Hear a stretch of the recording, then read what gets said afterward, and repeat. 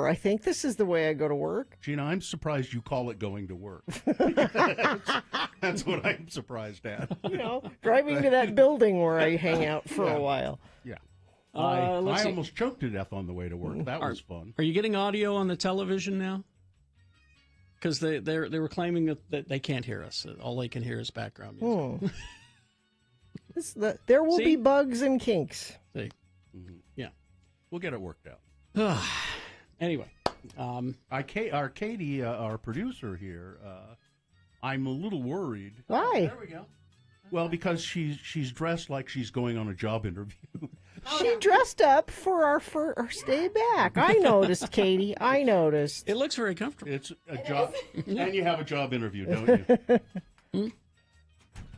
No, I just wanted to look pretty for you guys. Yeah. Katie, you always look pretty. Oh, shucks. Thanks, Bill. And it's purdy, not pretty. It's party, yeah. Yeah.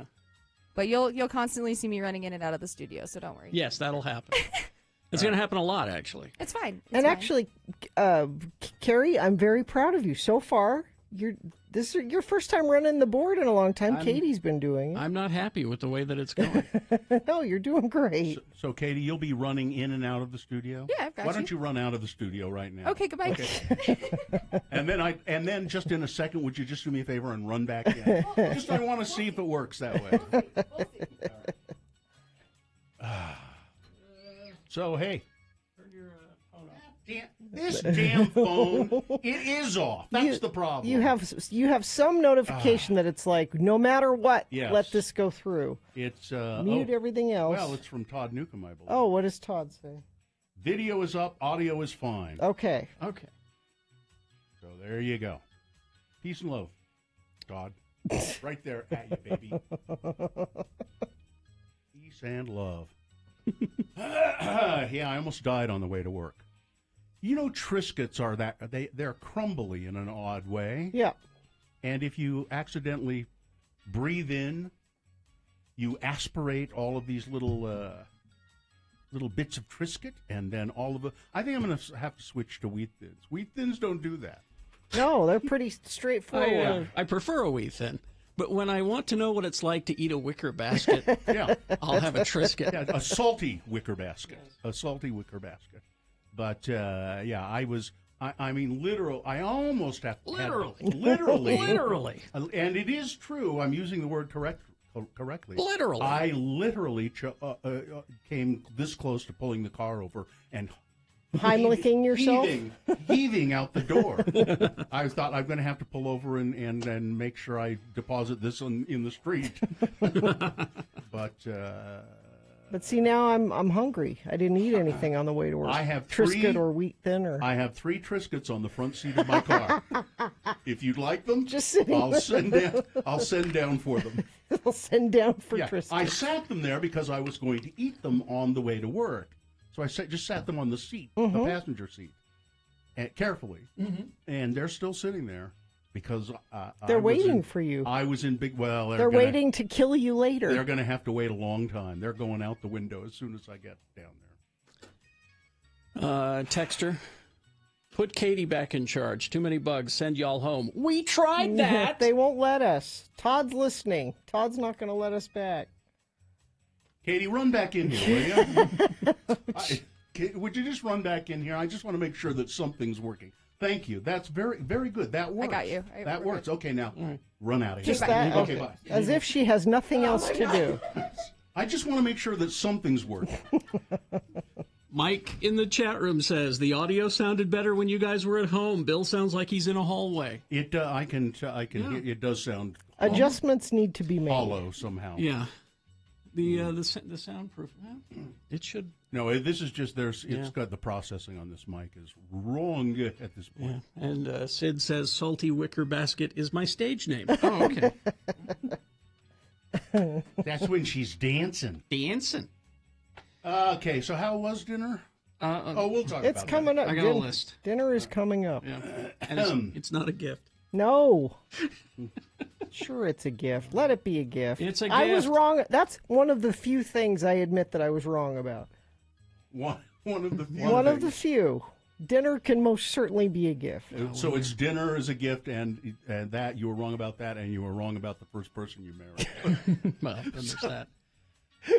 I got a beautiful son out of that relationship. I will never regret that relationship. All right. We will take a break. We will be back with your check-ins. Sure. Yeah, sure. If I Why can not? remember how to work the phone. You're gonna have to come in and show me the phone interface. You'll have to run in here in a second. Yeah, here in a second. 877-602-9696. That's the number to call. If you'd like to call and welcome us back, 877-602-9696. Please call the studio, and then maybe we'll give a random checker in or welcome backer radio from Hell Tote Bag. Sure. All right. We will take a break. We will be back. UtahAdvocates.com. I was going to call him today because of the Triscuit incident. Can we sue Triscuits? No, it was my own aspiration fault. The advocates. If you've been hurt in an accident and you're just being besieged on all sides by insurance companies saying, "Listen, let's just settle this." Don't do it. Don't just settle. When the insurance company says, "Let's settle." Talk to the advocates first. Let them deal with the insurance company. Call them right away, actually, as soon as you can after the accident. Get them involved before you start. Because you could say something that would mess it up. They could call you and you could say, "Oh, yeah, no, I'm fine." And they'd be like, "Great. You said you were fine. Yeah. Here's $300. Shut up. They'll do that. Yeah. So the advocates, they won't charge you any money unless they take your case and get you a settlement. So the advocates, 801-355-5550, 24 hours a day, 7 days a week, or go to their website, utahadvocates.com.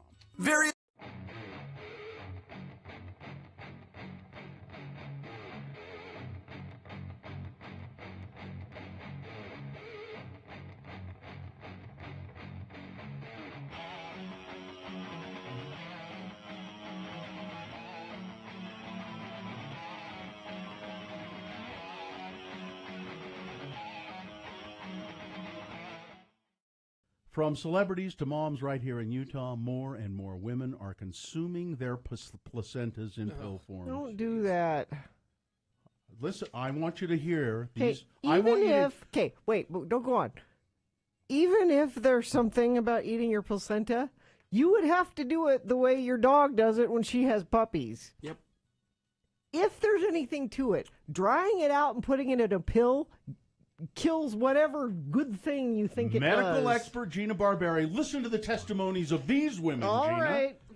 The placenta, for those of you who don't know, is an organ that grows inside the uterus while a baby is developing. The placenta gives nutrients to the baby, and some believe Some believe. People are saying, and I'm hearing. Ms. Barberi, not among them. No. But some people are saying, and I'm hearing, and I have the tendency to believe when some people say and I hear, and then I believe, that it is also capable of giving mom key nutrients even after it, that is the placenta, and the baby are delivered. Quote, so what happens is, studies show that about 72 hours after delivery, once the placenta is delivered, hormone levels drop, said Rachel Talley, a midwife, Gina, and herbalist. Are you either of those two things? Wow, a midwife and an herbalist. Are you? I am neither of those. All right. All right, then. Are there any, I want you take out your credentials and show me. are there any doctors or scientists around? Carrie? Studies, Carrie. Studies? Studies Herbalist, say, herbalist. according to this midwife And a Midwife study, and and herbalist, a study could be, you know, Okay. I've studied things, and that's a it study. takes 4 to 12 weeks statistically, said an herbalist and midwife, for the body to and the endocrine system to start producing these hormones again. So what we're really doing is natural hormone therapy. After Miranda Hansen delivered her second child, she said she felt the despair of postpartum creeping back in. The first 5 days was like a flashback, she said. But after taking her first placenta pill, she says, so here's evidence right here, Okay. the symptoms softened in just 20 minutes. It was like this fog that was lifted, she said. It was like a breath, like it was totally like, I could just like feel like it was clear. It was Couldn't like possibly be that amazing. you were thinking that would happen, so it happened. Oh my That you were God, sold. you are so negative. Miranda says she bonded with her baby, got back on her feet quicker, and dropped her baby weight faster after taking the pills. Other moms, like Melinda Dratchell, also weighed in. I'm a big fan of Western, like modern medicine, she said. I'm all about the epidural, which I know you are, Gina. Big fan of the epidural. But she said the placenta pills worked for her. It was a little strange at first when I started And talking. they kept the taking them. cougars away, and they kept. Rachel Talley midwife and herbalist, charges. What are you charging for this advice, Gina? Huh? It's free. She charges $250. Okay. How much and does she that's what it's charge? worth. And what it's worth. How much does she charge? I'm That's curious. what your advice is worth. Because her advice, midwife and herbalist, $250 for her services. She said a placenta typically yields about 200 to 300 pills. Some hospitals won't release the placenta, but if they do, and if it's handled correctly, the health department said they don't see a risk in consuming your own placenta, but they do caution folks not to share their placenta with somebody else. Please let me have some of your No. placenta. No. Come on. No, don't share. No placenta sharing out there. Okay, Rachel Talley, midwife, herbalist, and placenta encapsulator. And making money off of it. She is. Wait, that couldn't possibly have anything to do. She is a placenta encapsulator as well. A placebo encapsulator. Yeah.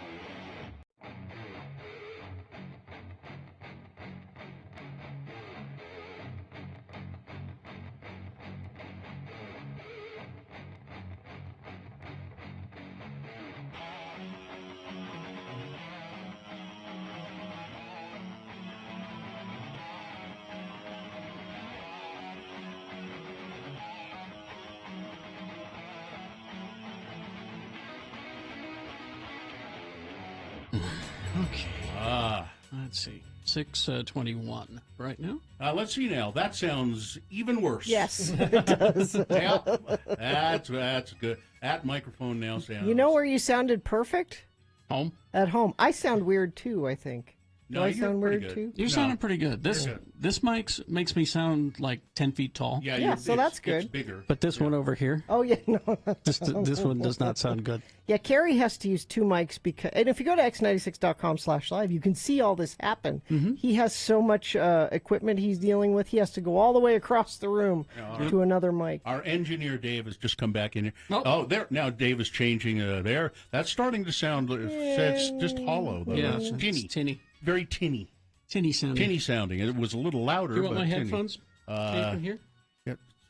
Yeah, it's a good idea. These are the kinks we are working out because we are back in the studio for the first time in 400 and something days. Did anybody call to check in with us and say hi? got a Welcome couple, back. yeah. Yeah, well, let's say hi to them. Let's go. Well, we gotta, I guess we gotta gotta start the show and all that. Oh, that's right. I forgot how to do it. Well, let's officially begin the program, and then we'll Okay. go to your check-ins at 877-600. Young Automotive Group has a huge selection of new vehicle brands, over 1,000 pre-owned vehicles. You'll find the vehicle you want at the price you can afford. Visit any Young Automotive dealership or browse online at youngautomotive.com. The moon is a waning crescent. That's better. Little better. little better. Still tinny. That's- little that's- tinny. It's better though. It's Much- better. Yeah. The moon, 11.4% of full. It's a waning. Oh, there you go. A waning. Now I'm starting to get some balls in yeah, there. I'm look. starting to get some Hey, stones there. get me some of those, Dave. I want some balls. G-balls. It is, let's see, the moon is going to set today at 6:27 p.m. today being Tuesday. It's still a little Triscuit in there. I'm not kidding you. It's I believe it's the 6th day of July in the year of our Lord Jesus Christ, 2021. And this is the Radio from Hell show, starring the Lords of Morning Radio, Kerry Jackson, me, Bill Allred, and Gina Barberi over there. Now, we counted all the days that we were broadcasting from our homes because of the coronavirus pandemic. Let's start a count and see how long we make it here in the studio. This is day number 1 of our return to the studio broadcast here on the Radio from Hell show. I want to thank Katie for Short being our producer. And then I know Miriam is in there. Skip's in there too. Skip? Okay. Hi guys. How's it going? Okay. Now we'll go to your check-ins. All right, let's try this. Sonny. Sonny, welcome back. No, wait. No? No. No? Hang on. Okay. We're going to let's All right. And they're all gone now. Oh man! Again, Did you hang there up are on kinks. everyone? I might have, I don't. because I kept hitting the button to go to the next call, and nothing would happen, and then all of a sudden they all happened. You got impatient. No. I don't Is it like the dead man switch that you were telling It me might about? be. It gives you you have to take a second and let it kick in. I suppose. These are buttons Kerry hasn't pushed in a year. 877-602-9696. Let's just see if it works. That's all we need to do. So, Hang on. yeah, Katie's in here now. She's our trying producer. something. She's And if people are wondering, why didn't you guys work all this out before you came back? A lot of this, there's no way to do it unless you're doing it. Yeah. Like, there's no practice way to Yeah. put phone calls on the air unless you're putting phone calls on the air. Now everything just went. although Dave All did my ask windows me, just disappeared. Dave did all- ask me to bring the microphone in early, and I said I'm not doing that. What? Making his job harder. I was out of town. Oh, when did you get back? Sunday. I think Sunday. Sunday. I got back on the 4th of July. My anniversary was on the 5th of July. Let's go to. Let's see if this works. Okay. Allison. Allison, welcome back. Yay! Oh, there you we guys go. hung up on me. Well, we're figuring things out. It was nothing personal. Good job at doing your guys' job. I love it. Welcome back, Allison. We're glad to have you back.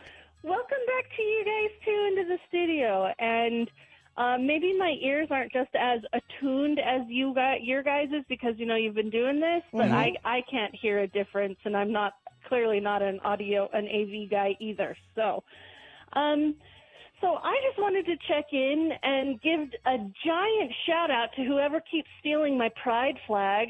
Oh, man. Yeah, I have had a pride flag up at my home for 5 years, and it disappeared about a month ago. And then my friend got me a new one. I put it up less than a week ago, and that one disappeared last night. Allison, let's consider this.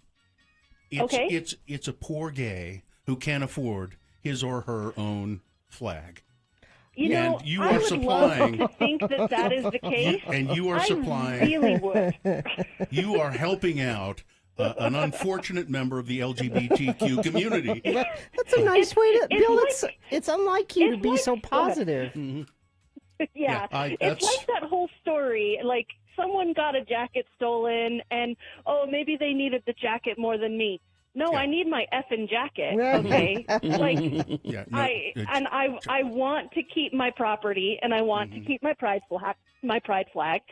And I'm really bugged at whoever keeps taking it, and I'm calling the city today and telling them about it. Well, let them have it, Allison. Give will. that Mayor Mendenhall an earful. Yeah, and maybe I should call in when she calls in because we get to ask questions to her, right? Sure. Yeah. Yeah, sure. Yeah, I'd love As far as I'm concerned, you I'd love can. to give the mayor a piece of my Oh, mind. wow. That's right. I'm All going right. to wag my finger at her. All right, see you later.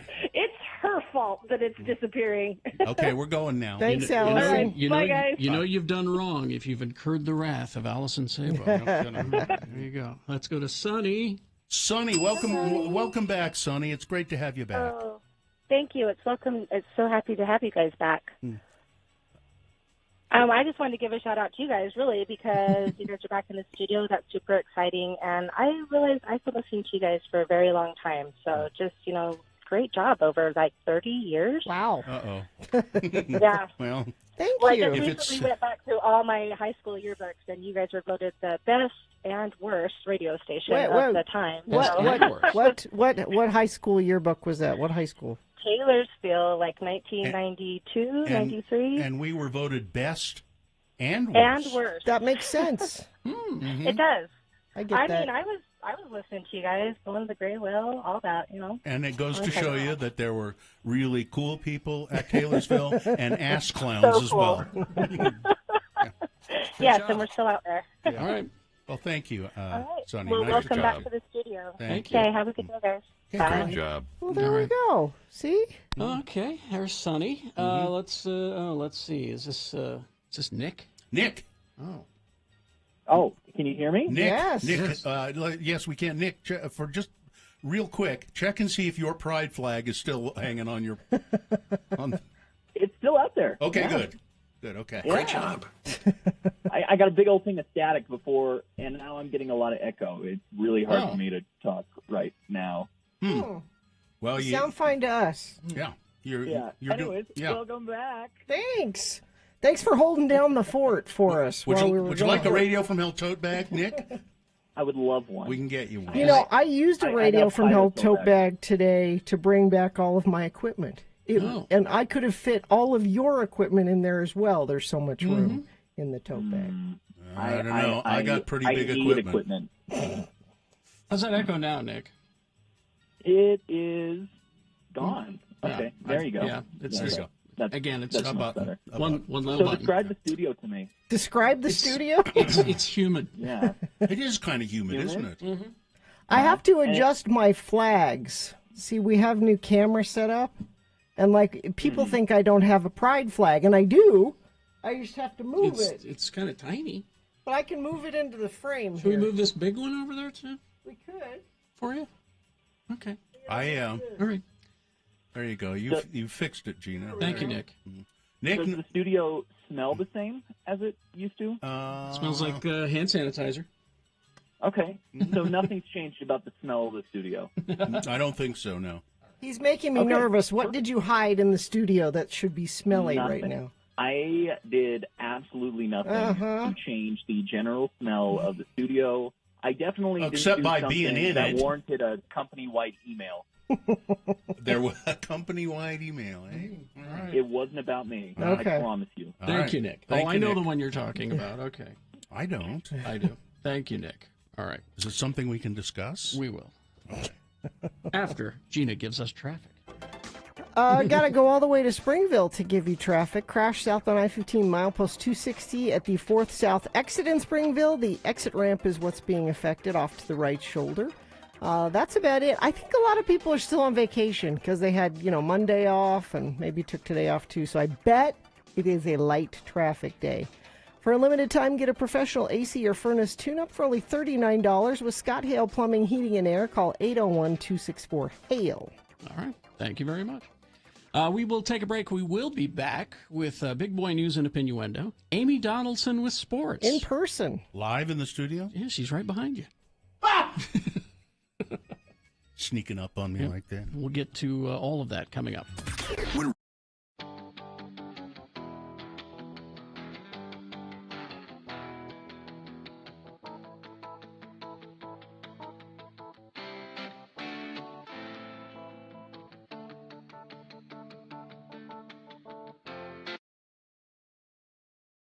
It is the 23rd century. Humans have left the lowly confines of planet Earth and have sought their destiny among the stars. While many things have changed, one constant remains: the need for young men to venture forth and do the work of the Lord.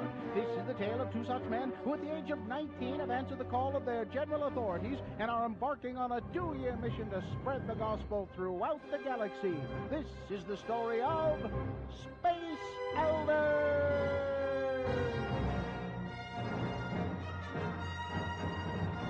In this episode, we find an old adversary of Butch and Lehigh planning their demise. So, bounty hunter, you will bring me Christiansen? Jabba the Hutt was very fond of his rank. He would pay me more for a complete set of missionaries. Christiansen made me look weak in front of the Emperor. Only by turning Christiansen to the dark side will I be able to regain my place by the Emperor's side. One Elder Jensen. Sell him to that slug, Jabba. I have arranged to have the elders meet you on Bespin. There you can ambush them without anyone noticing. If these elders destine you and the Emperor, how do you expect me to transport them back to you? I prefer my elders frozen. There is a carbonite facility on Cloud City. That should make transporting them simple. Have my credits ready.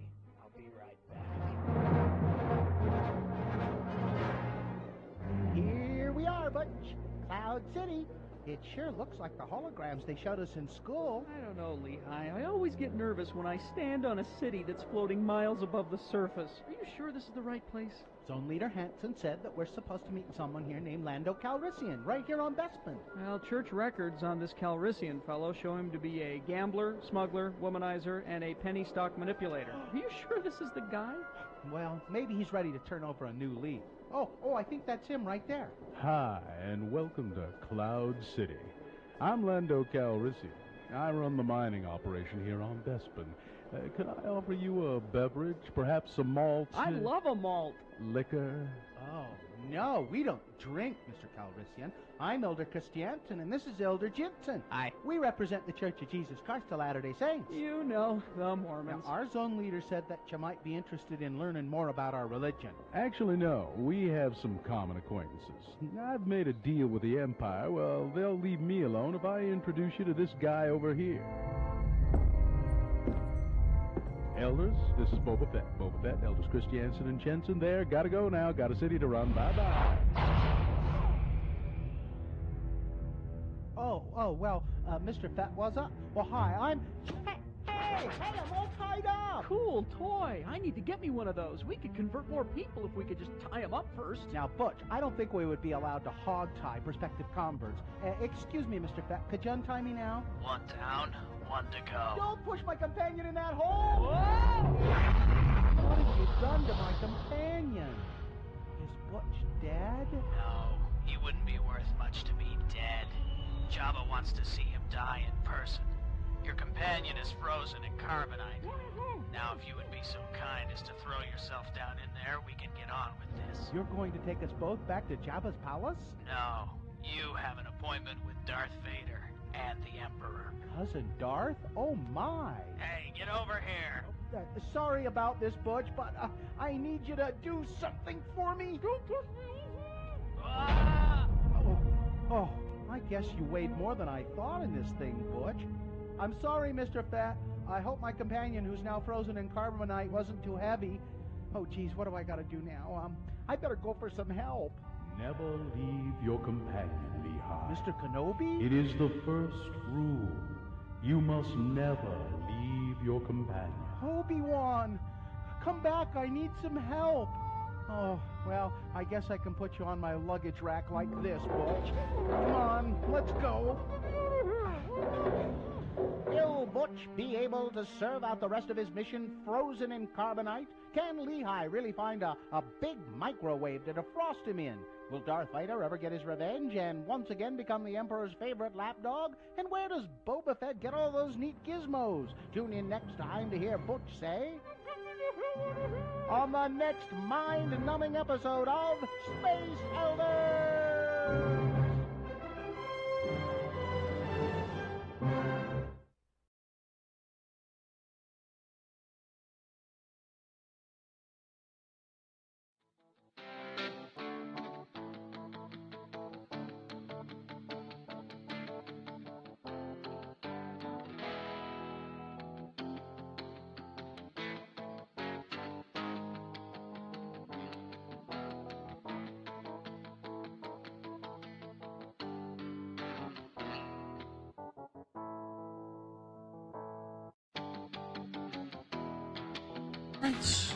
We've got Big Boy News and Opinioendo, Amy Donaldson in sports, all in this break. Woo.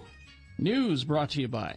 Prices clearly listed at VWLayton.com. They've calculated all the leases and monthly payments right down to the penny on all new Volkswagens at Volkswagen Layton. Well, let's, first of all, now this is kind of sports, but I don't want to steal anybody's thunder here, but let's all hear it for Joey Chestnut, okay? Joey Chestnut, once again, the hot dog eating contest at Nathan's Famous in New York. Mm-hmm. He ate a record, and this man is he just does this year after year. He's the goat, Bill. Call him the goat. Well, I kind of don't like that term. Oh. But he is probably the greatest of all time, yes. He ate a record 76 hot dogs and buns to win Nathan's 14th July 4th eating contest. Because the buns can slow you down. Oh yeah, you got to get them wet. You got to dip them in water. That's what he does. He has a big bowl of water and he gets them all wet and then he just sucks them down. Joey Chestnut, ladies and gentlemen, a living legend.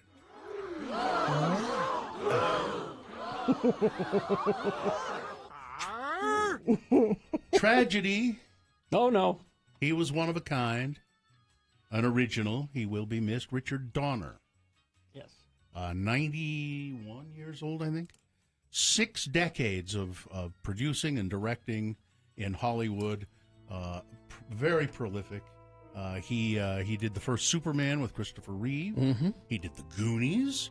He did the Lethal Weapon, first Lethal Weapon movie. Just a great Conspiracy Theory with Julia Roberts. Was that? Who? What? I'm not familiar with that movie. Well, every great person has a few. Hey, misses. Yeah, that wasn't a good.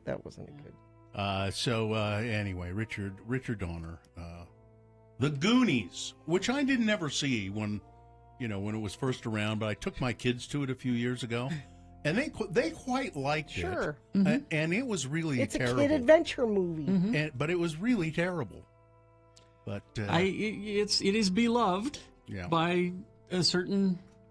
You had to see it the first time when you were a certain age. Yeah. Exactly. And then it imprints on you in a certain way. Because I saw it at an age where it was, man, these kids keep screaming. I just, can you kids be quiet, for God's sake? Meghan McCain, off The View. She's gone. And the reason she's gone is no one likes her. Basically. She had 2 years left on her contract, but the other people on The View, Whoopi Goldberg and Joy Behar said, we can't do it anymore.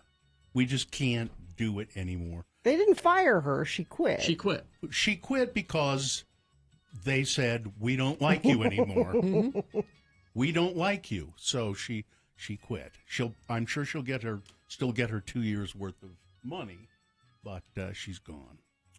The Pfizer vaccine, the efficacy of that vaccine appears to drop to 64% in Israel. In Israel? Rampant COVID in Israel right now. The cases are rising, indicating that the Pfizer-BioNTech vaccine may only be 64% effective against the Delta variant of the virus. Well, great. The country is currently experiencing a large surge in COVID cases. When I say a large surge, a staggering 5,900% increase in they are averaging around 300 new cases a day in Israel. Just those figures emerge as the Delta variant has strengthened its hold in the United States, and there are fears that there will be another surge. That's why I'm keeping track. This is day one of us being back in the studio. And Amy, we have Amy Donaldson in studio. She's right here. Mm-hmm. She might know something about this, but the 5 worst states in the United States for the Delta variant, we're in there. Of course we are. Yeah. We're one of the worst. Because Governor Cox was on Face the Nation. Face the Nation, because of that. And Governor Cox said, Spencer Cox says, it's horrible, and people are not getting vaccinated, and I don't know why. But if you look at the breakdown here in the state of who's getting vaccinated and who isn't, Republicans are not getting vaccinated. Nope. Yeah. The people in his party are not getting vaccinated. And he addressed that. He was saying that why is this a political, this should not be a political issue. Well, wait. Oh, there we go. Yay. Oh, there you go. I can talk. Hi. But I think that also I read the danger of this, and I've seen on Facebook friends who are opposed to vaccines now asking people to get vaccinated because they have family members. It's more contagious, and it gets serious more quickly. And so the danger is that if we don't get to a herd immunity level, which is like 85+%, and remember that 30% of us that live in Utah are under the age of 18, and so that makes it more difficult to get to that threshold. But yeah, if we don't get there, then it actually the virus will eventually adapt to those of us who are vaccinated and make it less effective. Governor Cox said he would like to be able. Well, he indicated that he's not happy that the legislature said we can't offer people cash incentives to get the vaccine. Because it's against some sort of moral standard that they think they live by. They should just do the right thing. Why don't people just do the right thing? Because they don't. Because they don't. Did you hear all those fireworks? With nearly half of the building no longer looming over them, rescuers resumed searching the rubble of a collapsed condominium complex north of Miami Beach on Monday, finding 4 more bodies, bringing the confirmed death toll to 28, but still 100 and some odd people unaccounted for, which they're not going to find anybody alive. No. Miami Surfside Mayor Daniela Levine Cava told reporters on Monday that the demolition was executed exactly as planned, and it actually helped them search. It helps the search effort and I don't understand all the mechanics of it, but bringing that other unstable part of the building down makes it easier for them to go through the rubble. And then, of course, there's a hurricane on the way, which is probably going to miss Miami and most of Florida, but it's going to bring a lot more rain and just more problems. It's just the end times, that's all. That makes it a lot harder for those dogs to search. Oh, yeah. Now here's a story that I just hate the way this begins. In the Salt Lake Tribune, it says, if the cashier at the liquor store seems a little happier these days, there is a good reason. Not really.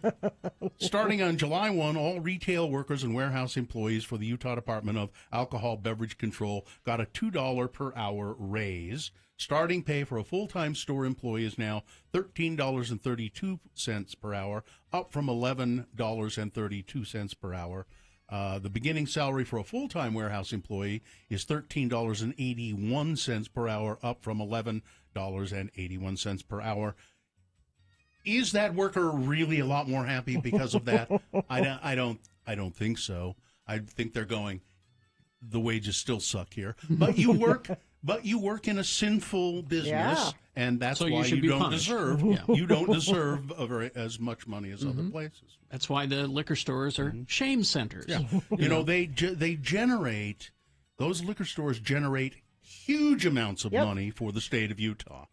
But God forbid we give it to the people who work there. Nope. Well, and you can't rent an apartment on the $13 an hour. You have to minimum make $15 an hour in Salt Lake City to be able to rent a standard median apartment. I heard some people on the radio the other day going on and on about, fast food workers now, they're going to make $13, $15 an hour. And I said, wait a minute. And I said, hey, Google, how much is it a year? What salary is it a year if you make $13 an hour? Mm-hmm. About $23,000 something dollars. Nothing. You said, hey, Google. Don't say, hey, Google. Yeah. Don't. Yeah. This is awesome. $27,040. Oh, there you go. Oh, it worked. Yeah, right there. Yeah. Google listened. $13. Mm-hmm. Yeah, so there's that. But Senator Mitt Romney, he He might seem a little happier these days because he sold his California home for $15 million. Well, good for him. So $15 million. Now he still has properties in Holiday. I believe isn't the place in Holiday? Doesn't it have something like an underground garage with an elevator? That was the San Diego one. Oh, the San Diego. The one he just sold was the one with the elevator. And the neighbors didn't like it because he tore down a house, a third the size of what he ended up building there. The neighbors weren't happy. I think the one in Holiday has an underground basketball court. I think that's, doesn't it? I wouldn't be surprised. I don't know. It has. It's a basketball court that he will be able to play horse with his sons in the end times. While the end times are happening, they'll be down in the. That's now, though, right? Yeah. Well, aren't these the end times? Maybe they're playing. And finally, one more story. How about this? This is for you, Gina. Okay. A woman in Australia. They're having this horrible rodent problem. Yes. Thank you, everybody that has sent me the videos, because they think that's something I need to see. Just in case the ongoing Australian rodent plague isn't horrifying enough, a farmer's wife was hospitalized after she woke up because a mouse was eating her eyeball. Yep, of course. Yeah. She's one of many victims of the unprecedented pestilence here in the end times, which has seen millions of furry vermin wreak havoc on communities from Brisbane to Melbourne. In another stomach-churning incident last month, a farmer here in the end times felt a mouse scurry across his face as he slept. I felt a tickly, that's happened to me. Remember? Furry sensation as it crawled from behind my ear across my cheek. Well, it was up my arm, but still, that's close to my face. That is. Cats are available at cause.org. The cats in Australia are in hiding. They're full. They're in they hiding. They can't eat anymore. We actually adopted a cat to Australia, so we're good. Oh, good. All right, so that's what we got going. Weather or traffic? Oh, let's see. Weather, clear, 73 right now. We're going to get up to 98. Oh, enjoy that 98 today because the next 2 days, 103. So today will be your cool day. End times. It's abandoned us. Like I keep saying, yeah. And no rain in sight. So Amy Donaldson is here. Well, is there a sponsor? There's no traffic. So there's no okay. traffic? Yeah. Okay. All right. Yes, for a limited time, get a professional AC or furnace tune-up for only $39 with Scott Hale Plumbing, Heating, and Air. Call 801-264-HALE. All right. Sports. Amy Donaldson Sports. Break. In the end times. How are you guys? Fine. So this will be day one of us back in the studio. This is me day one. I've been off for like a month, 5 weeks. I can't remember. Quite a while. Pretending to be an athlete myself. Doing what? Running in the desert. I did the stage race in the desert again, and I ran a trail race for 12 hours in Alaska. Wow. So, what's wrong with you? I'm not going back to the race in Alaska. I had to wear a rain jacket in 80-degree heat because the mosquitoes were on. They were so thick on my skin. It was like just tickling. It was the mouse story. Again, I'll ask, what's wrong with you? Yeah, so I don't know. My sister gets me. Don't listen to your sisters. Okay. I never do. They're very bad influence. But anyway, I came back. There's lots of interesting things happening in sports, and the first is that Real Salt Lake lost 1-0 to LAFC. But also there's discussion about whether or not Ryan Smith and J.J. Watt, who was an NFL player, are going to team up and buy the Royals or buy a franchise. And because remember, in 2023, you can bring it. They can use the Royals name, Utah Royals, and create a new franchise. And J.J. Watt's interested in that because his wife... Cleo, from Sandy, Utah. She's from here, and she's a professional soccer player. So this is one of those things where JJ's like, what can I get my wife for Christmas? I know.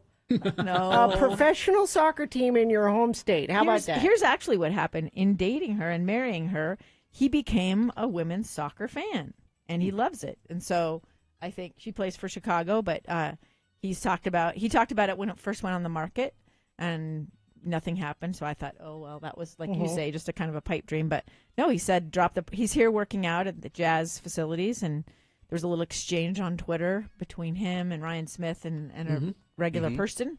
And basically they said drop the asking price a little bit and we're in.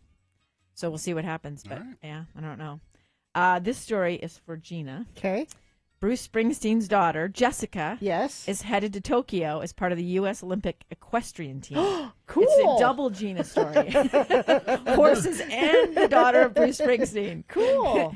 That's awesome. She was one of the riders named to the jumping squad. She's 29 years old. She will be riding Don Juan de Donkove or something. I can't even say the last name, but I like that she's riding a horse named Don Juan. So, yeah.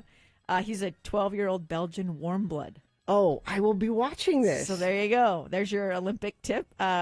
Also, Utah gymnast Michaela Skinner. 3 Utah gymnasts, 2 of them future gymnasts, 1 of them current. Michaela Skinner is the current. She announced she's going to be retiring after the Olympics. Bill said, "Where's the professional gymnasts?" Yeah, she said, I'm going to go pro. And I said, well, what? It's not like pro football or baseball. And because you want to buy tickets to that, right? But that doesn't exist. So, but what it is she got COVID. She's had some other health problems, I think a bone spur, or ankle issue. And so she wants to focus on the Olympics with this idea that that's it for her. And she can take the rules internationally about what you can take money-wise are different. And so this will allow her to capitalize on, a really great college and career, she wants to come, as she says she wants to finish her degree as well at the U. Nice. In broadcast journalism. Yeah. So you'll still see her. She's around. She's a smart girl or woman. Well, we're going to ask her to do sports. Hey. Oh, I'm sorry. You can. Actually, that would be great. Yeah. More time for me to run random races very badly. In the middle of nowhere. Yes, and nearly kill myself. That would be the case. Today at 1 p.m., this is a tip of the hat to VIS. Today at 1 p.m., the semifinals of Euros 2021 is being played. That's soccer. Spain takes on Italy, which beat VIS predicted champion Belgium on Friday. Spain beat Switzerland in penalty kicks 3-1 after a 1-1 draw. And tomorrow, England, which beat Ukraine 4-0, and Denmark, which beat Czech Republic 2-1. They square off in the other semifinal. I think it's interesting that you've mentioned the country of Belgium twice in the last 35 seconds. There you go. See, we're spreading out. This is a worldwide sports cast.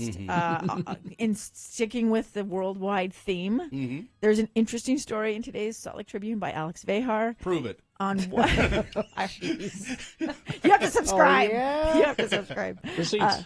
But it's about what it might mean if there was a merger between MLS and Liga MX, which is the Mexican.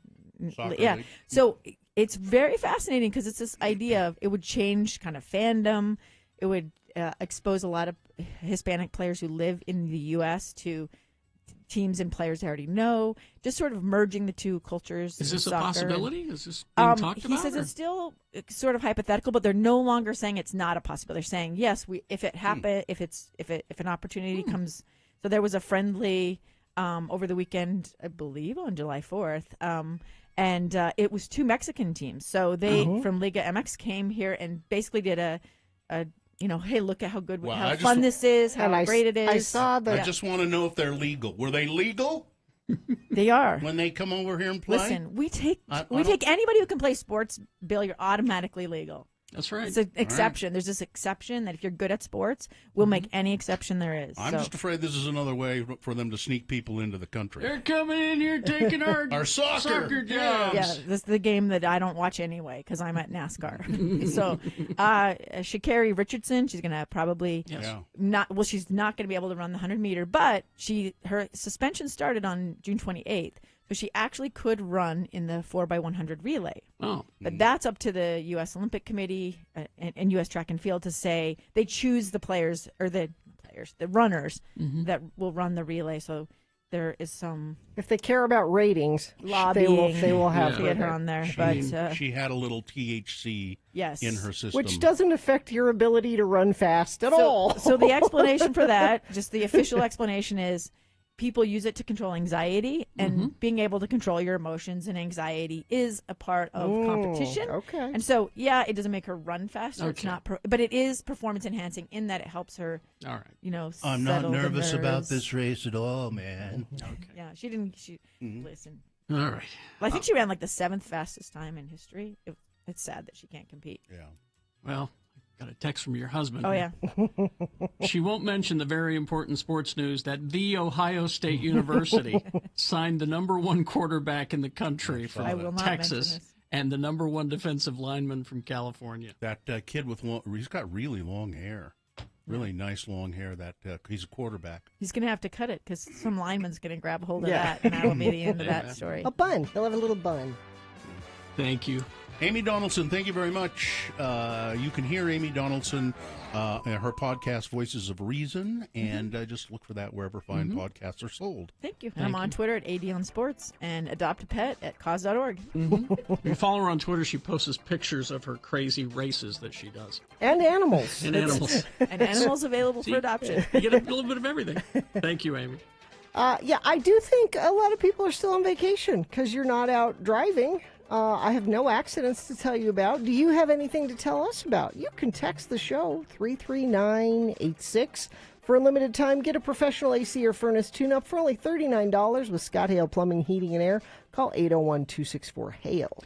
All right, 7 o'clock, KXRK Provo, and we'll be back. Boners Round 1 and more coming up. Stand by for all of that. Last year, you became an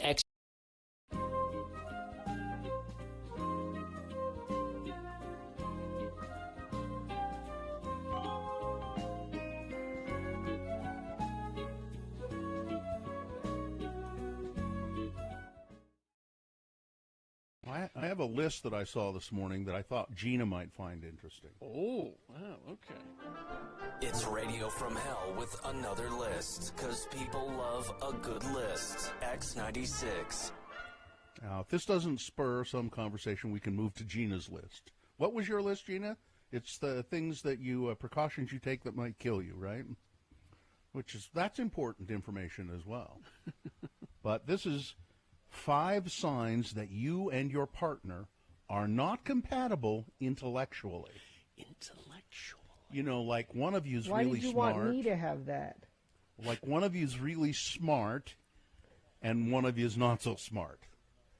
Not compatible. Yeah. Now, You my have to wife explain and this I. to me, Bill, because I'm not very smart. I need you to. Okay. Well, the list should explain it. Okay. But if you have All any right, questions, okay. feel free to ask. Well, let's not forget that Joe is a doctor, and Yes. you didn't finish college. He's a Why scientist. does that always have to come up? Why is that Because it's true. So I here's. mean, There's I lots feel of like things that I are feel- true. Listen, I feel like I can bring it up because I didn't even go to college. Okay. All right. All So- right. What's the list? Here are the signs that you and your partner are not compatible intellectually.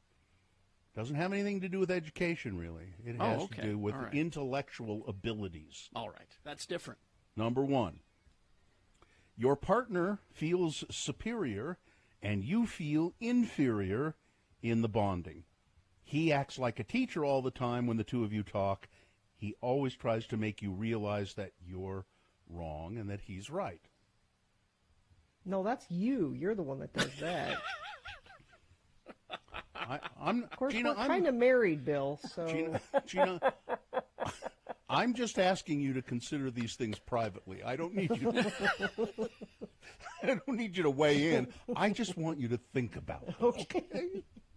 Number 2, when you two are not intellectually compatible, then you feel bored in the relationship. So you call friends and family members to get the mental stimulation that you're lacking in your relationship. Or you have a Joey's on food the phone mistress a that lot. you go at. Or you have a food mistress that you go someplace with. It's true. Number 3, people who always feel like competing with each other while having a conversation. Sometimes competition is fun in a relationship, but it cannot be the usual case.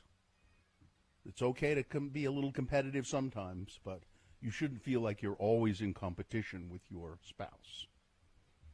Number 4, if you can't have a deep conversation at all after having small talk, then there's a big issue in the bonding, which needs to get fixed. How do you even get to the point of getting married if you can't do that before? Well, this is I think this is advice. A lot of advice. These are things you should have considered, or perhaps Joe should have considered before he married you.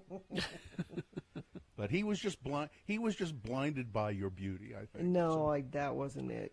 Number 5, the last one. If you need any advice from your partner about something, then instead of giving it, they will start talking about themselves for giving examples on the same topic. When people are not compatible intellectually, they often tend to do this. So it's not quite clear, is it? No, I don't understand that one. So really. If you want Please some help advice, me, smarter person. So if you want 7:04. Not sure they should still be able to say something. Vacation. I will only say this about my vacation. I drove lots of miles. Yeah. And arrived in upstate Washington to 107 degrees. I was going to ask you because we could just have heat vacation chat and take up a whole break here.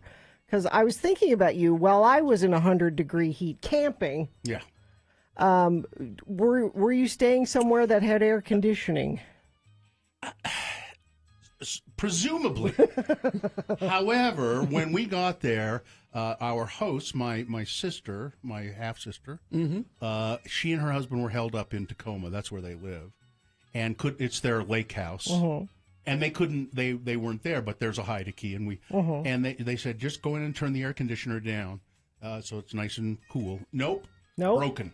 It's broken. And getting someone to come fix it, probably impossible. Yeah. So 107 degrees. Wow. It was pretty essy.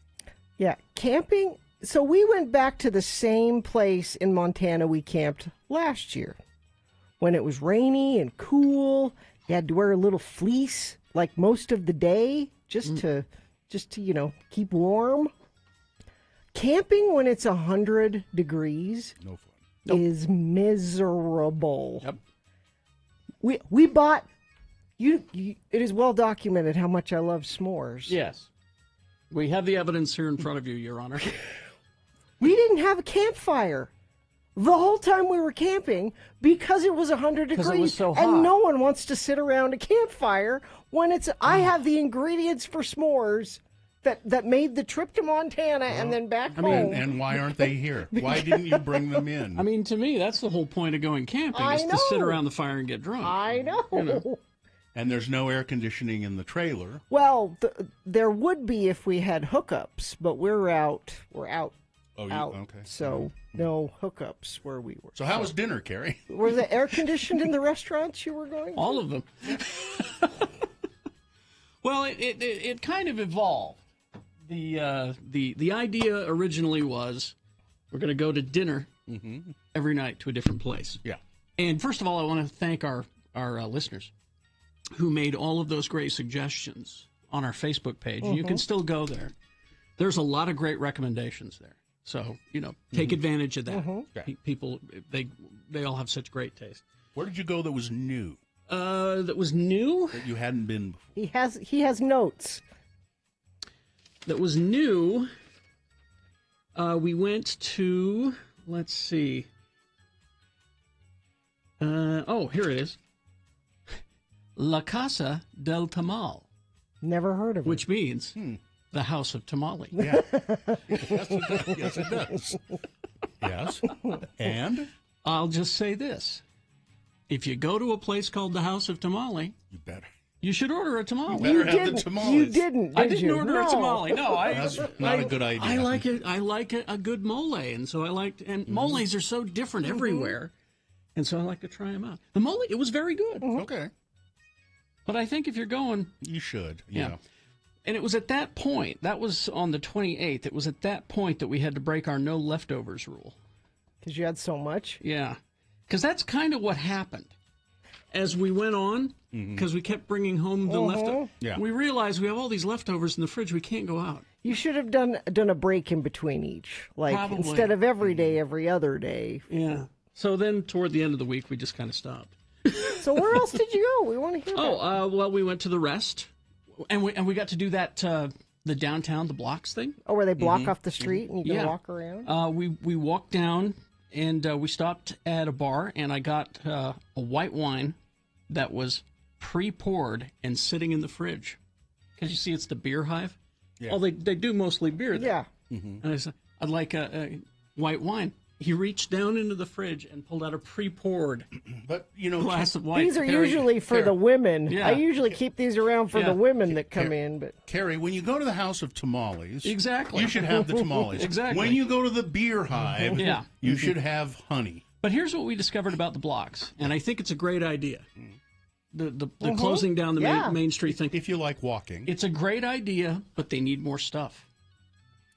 Like, what do you mean? Like more street entertainers, more activities, more things to do. Seemed a little dead. It was dead. Maybe, I wonder if that was, though, because of the time, like people on vacation and stuff. Well, it was the 25th. It was a Friday on the 25th. And it was our first time taking Lyft since March of 2020. But yeah, they need more activities. They need, if they set up a karaoke thing, that would be great. Get a juggler.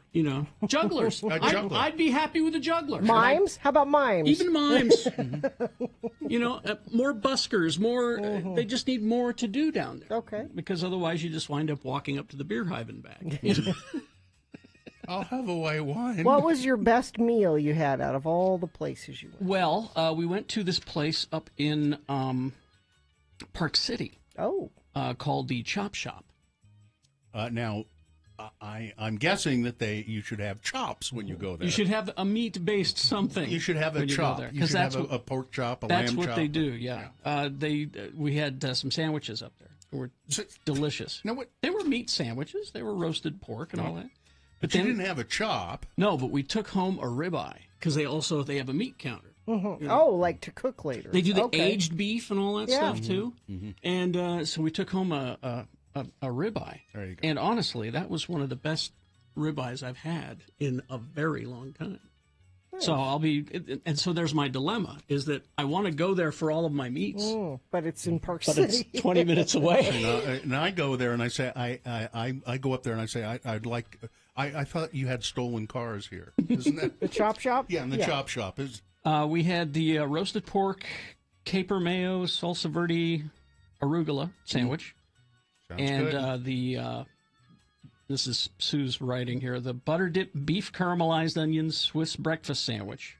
Oh, there's 3 sandwiches. We tried 3 of them. The breakfast sandwich, which is sausage, eggs, cheddar cheese, and they make their own biscuits and everything there.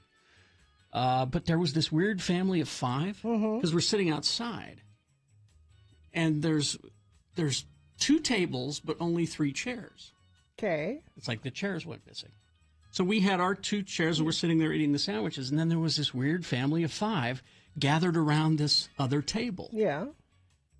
And they just kept kind of looming. What made them weird? They were noisy. And I got to hear parenting. You mean fun-loving? They were fun-loving. No. No? It was just If you weird. heard parenting, you know the children's names because they said them more than once. I guarantee it. Yeah, they were just inappropriately close to us, I think, is what I was feeling. Because they could have moved the table and the chair. And it was like they were taking turns on the chair, and they were just kind of sitting there. Yeah. And again, I got to hear parenting. My turn in the chair. It was, well, I want a hot dog. Well, they don't have hot dogs on the menu. So you can't have that. They have tacos. I don't know where they were eating. I don't want to hear your parenting. Do your parenting away from me. No, yeah, there's plenty of room. Move that table and chair down that way. I saw parenting in a parking lot at a gas station in Oregon, and there's this family. They had stopped to rest, and there were lots of little kids in a van, and the kids were out there screaming and running and yelling, and all of a sudden this little kid whips off his diaper, throws it on the ground, and goes screaming across the parking lot, and the dad goes, "I'm not going after him. I'm out. Yeah, I'm out." So the entire time we're eating our sandwiches, they're looming uncomfortably close and parenting and all of that stuff. So we get our garbage and we go inside to get the ribeye to go. And we come back out and they're gone. It was like they wanted to watch us eat. It was like weird. It was the strangest thing. Maybe it was part of their fun. You know, I just don't. There's some folks from the city. Let's watch them from eat. The city. Let's watch them eat. Do they eat different in the city? I don't know. Let's watch. So, anyway, but I have more. I have a list of all the stuff. Well, we have more chance to talk about and it some later. observations and. It was 107 degrees Yep. where I went. Jeez. I had a great time. I had a really good time just staying home. Just doing nothing. My wife said, with all this driving, was the vacation worth it? Well, you know, I would say no. Did you have good car snacks? Because when you drive a lot, you can get good car snacks. Yeah. I bought some Twizzlers. Okay. I don't have Twizzlers very often. See? There you go. Here's a text. Have you or a loved one witnessed parenting? You may be entitled to compensation. Carrie Sue. I will. I'll call a lawyer today. Let's see. Well, there's no traffic. I think everyone is still on vacation having driving snacks. Now, maybe you're out there seeing something different and you would like to share it. You can text it to us, 33986. Are you searching for Pokemon? Locally owned Haster Games has the best selection of Pokemon, Dungeons & Dragons, Magic, and more. Shop online at HasterGames.com or visit the store, 6831 South State. Curbside service is available. Okay. Boners round 1 coming up. All right. Here are the candidates. Number 1, soap and water don't always go together. Number 2, swimming with diarrhea. And number 3, Golden Blondie unloads on Le'Veon Bell. All right.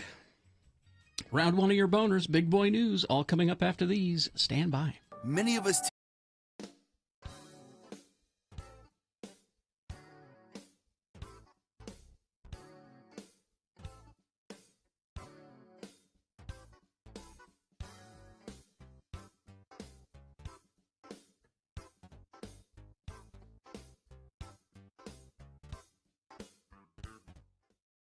It is the 23rd century.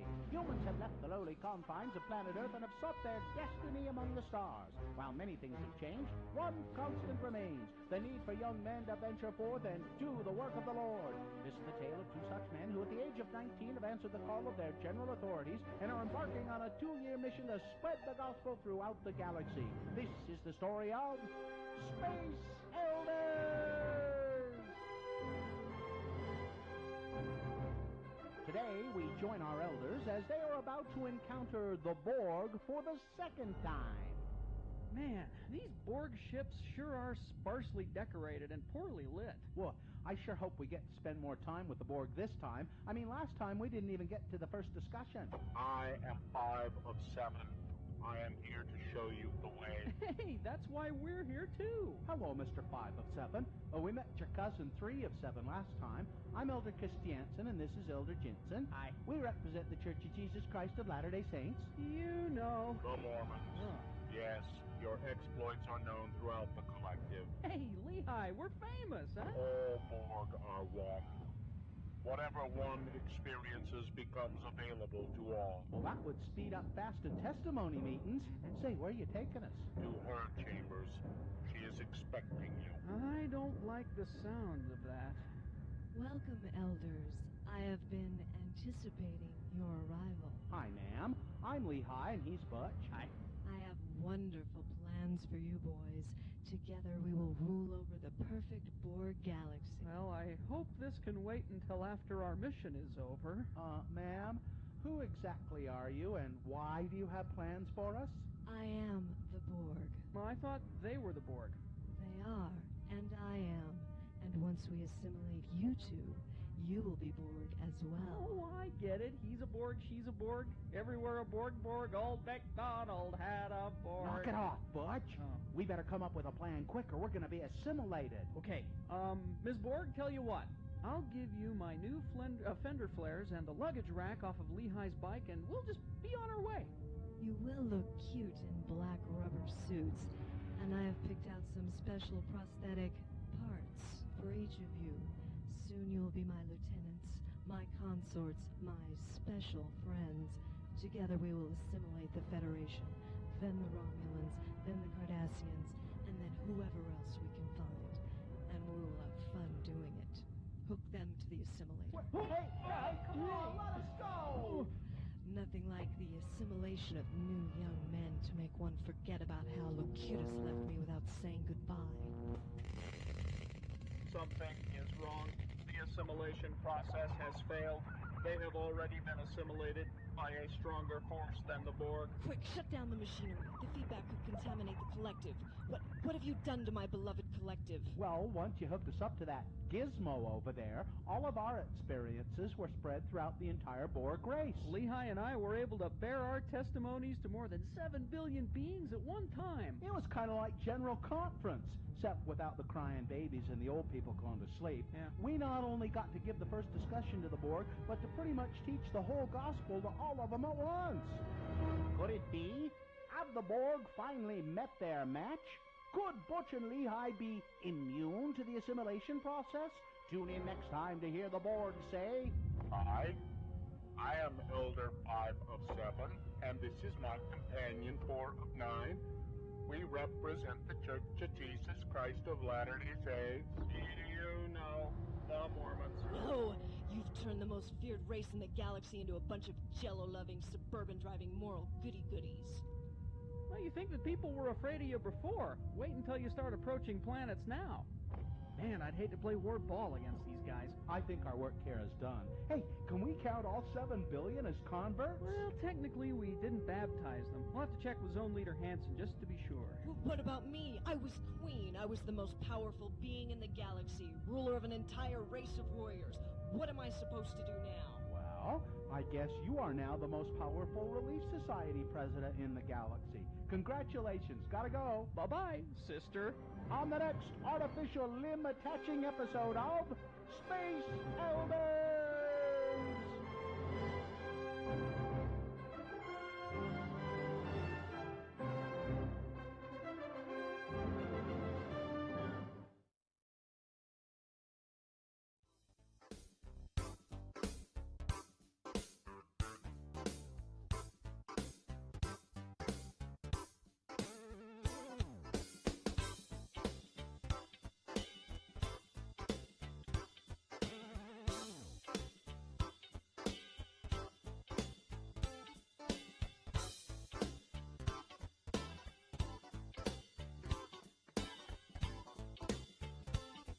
Okay, 7:21, and it is time for round 1 of your boners.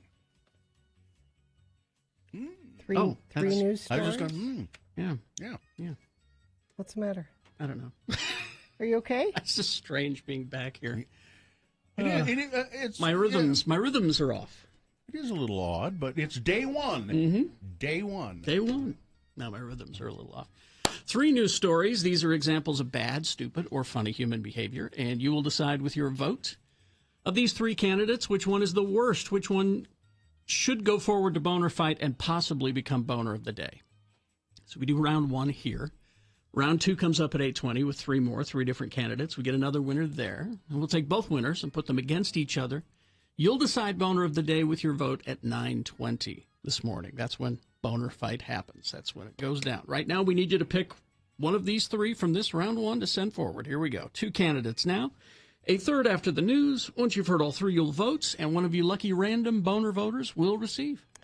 Taste of Utah Festival tickets. The inaugural UMC Taste of Utah Festival will take place Saturday, July 10th at the Utah Motorsports Campus. This family-friendly festival is all about things Utah. The event helps support local businesses get back on their feet after COVID. Local craft beer, food vendors, musical performances, and a car show.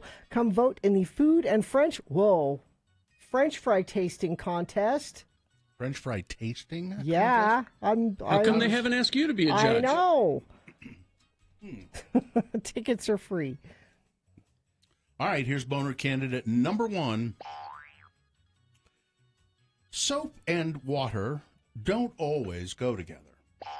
It may have seemed like a harmless prank, but because some comedian thought it'd be really a good idea. What are you, some kind of comedian? To pour soap into the Ford Falls splash pad water feature. The water at Adventure Heights in Spanish Fork All Abilities Park is off until further notice.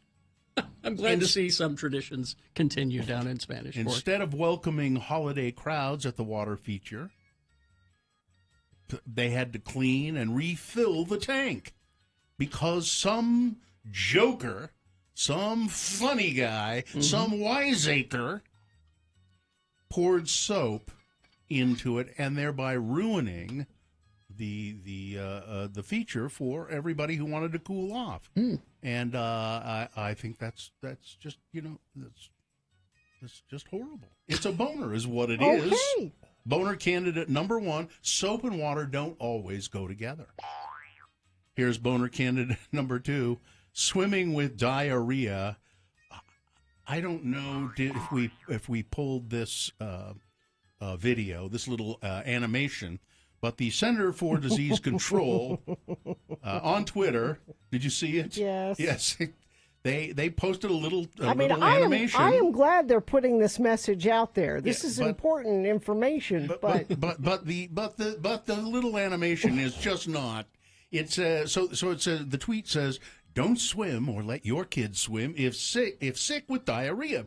One person with diarrhea can contaminate the entire pool. Learn more ways to keep you and those you care about healthy.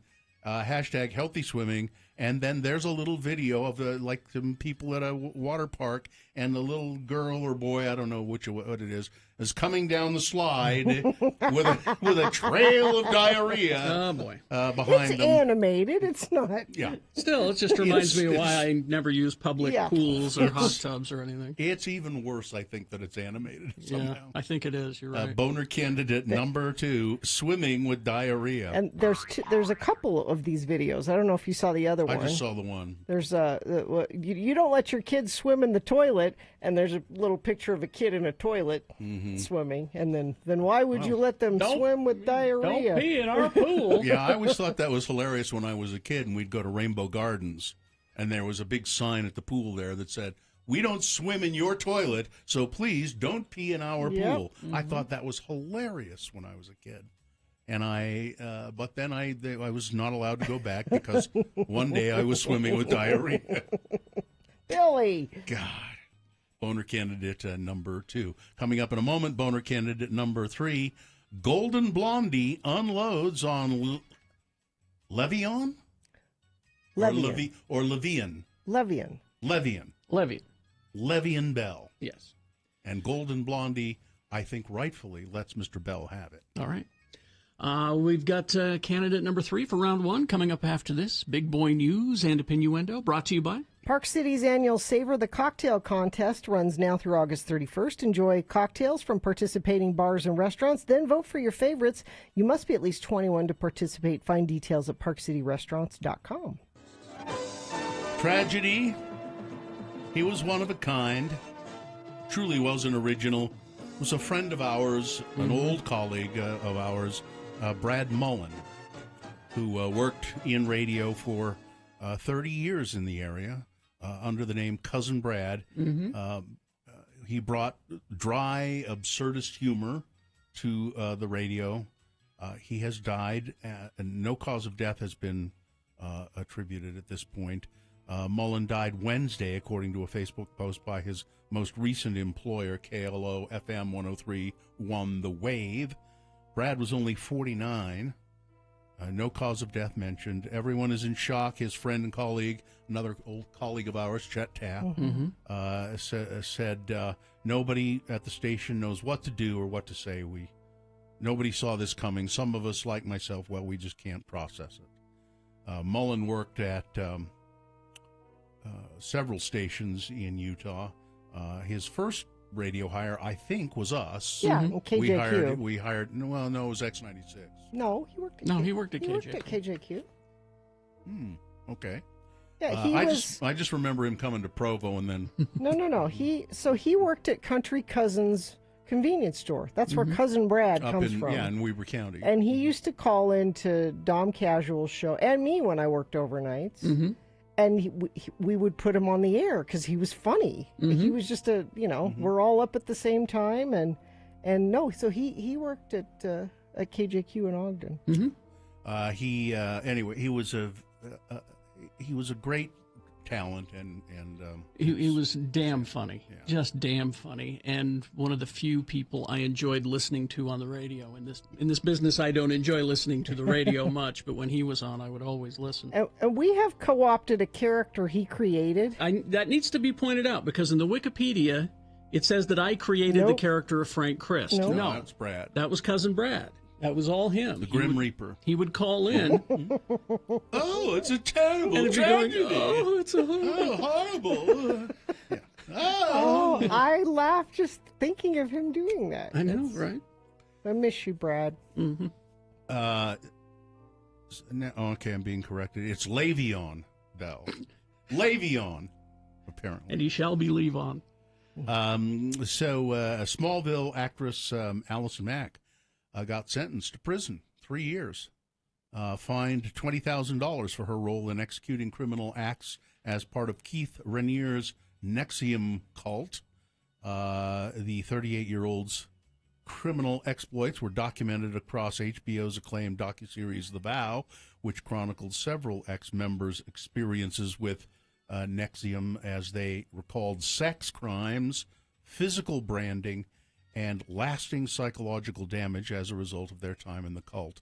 It's a pretty good docuseries there if you want to watch it. I think it's probably still available on HBO. Yeah. Last week, Ms. Mack released a statement on the proceedings. I threw myself into the teachings of Keith Raniere with everything I had. I believed wholeheartedly that his mentorship was leading me to a better, more enlightened version of myself. I devoted my loyalty, my resources, and ultimately my life to him. This was the biggest mistake and regret of my entire life. She apologized to people that she had kind of led into all of this, and she said, I take full responsibility.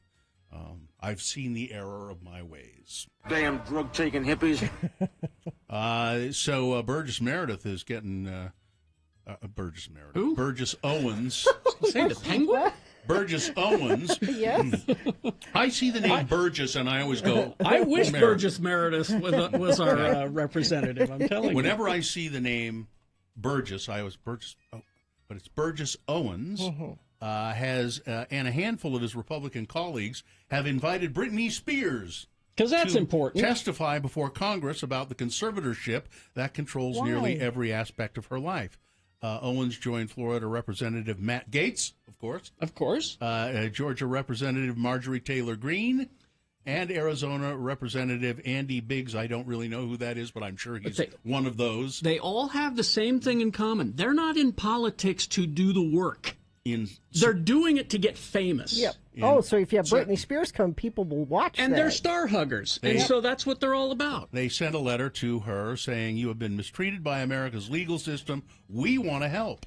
The quartet of lawmakers wrote to Spears, if you will speak to Congress, we are ready to listen. The United States Congress should hear your story and be inspired by to bipartisan action. What they're saying is, that the United States government needs to look more closely at these conservatorships. Sure, this is important, but not looking into what happened on January 6th. He won't vote for that. Shiny keys. Shiny keys, famous. Last week, a court denied Britney Spears' request to break free from the conservatorship that's been in the control of her estate since 2008. She told the court the legal arrangement was so controlling, it even blocked her from having another child.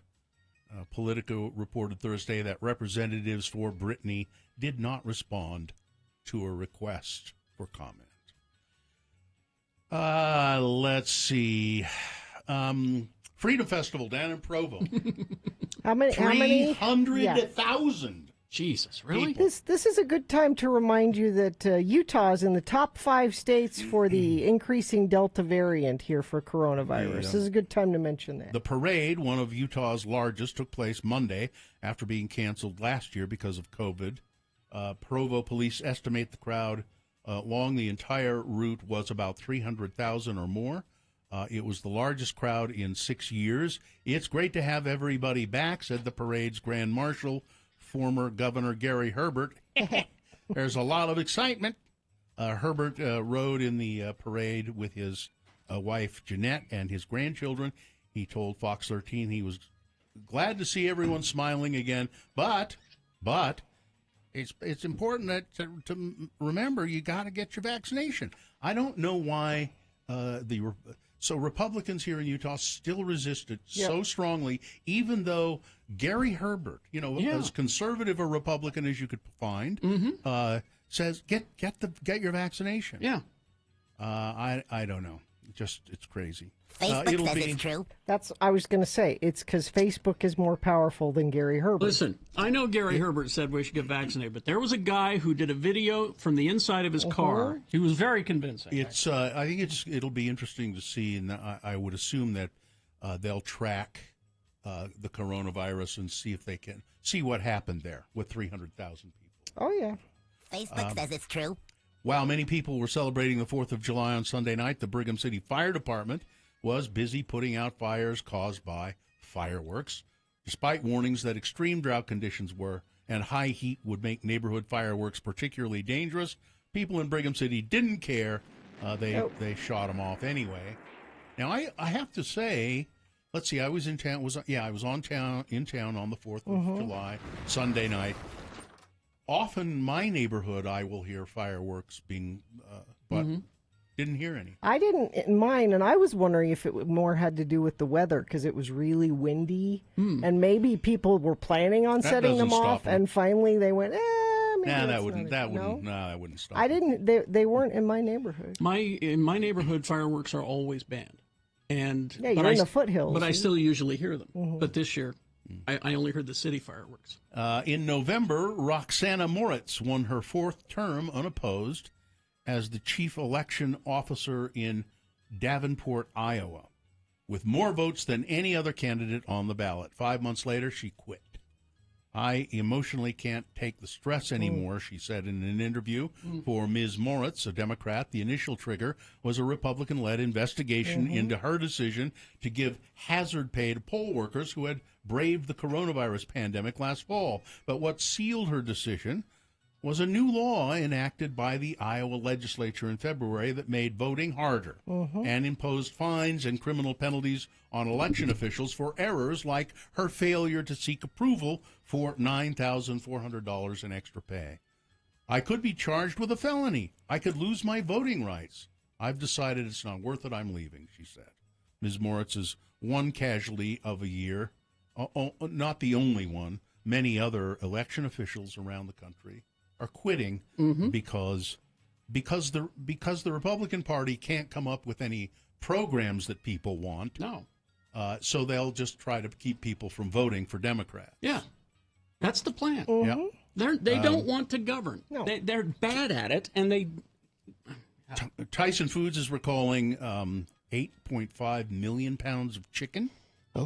Of all kinds. They announced a recall of approximately 8.5 million pounds of frozen, fully cooked chicken after it was possibly exposed to listeria, which if you have listeria, you'll go swimming with diarrhea. The products were distributed to food service and retail customers nationwide.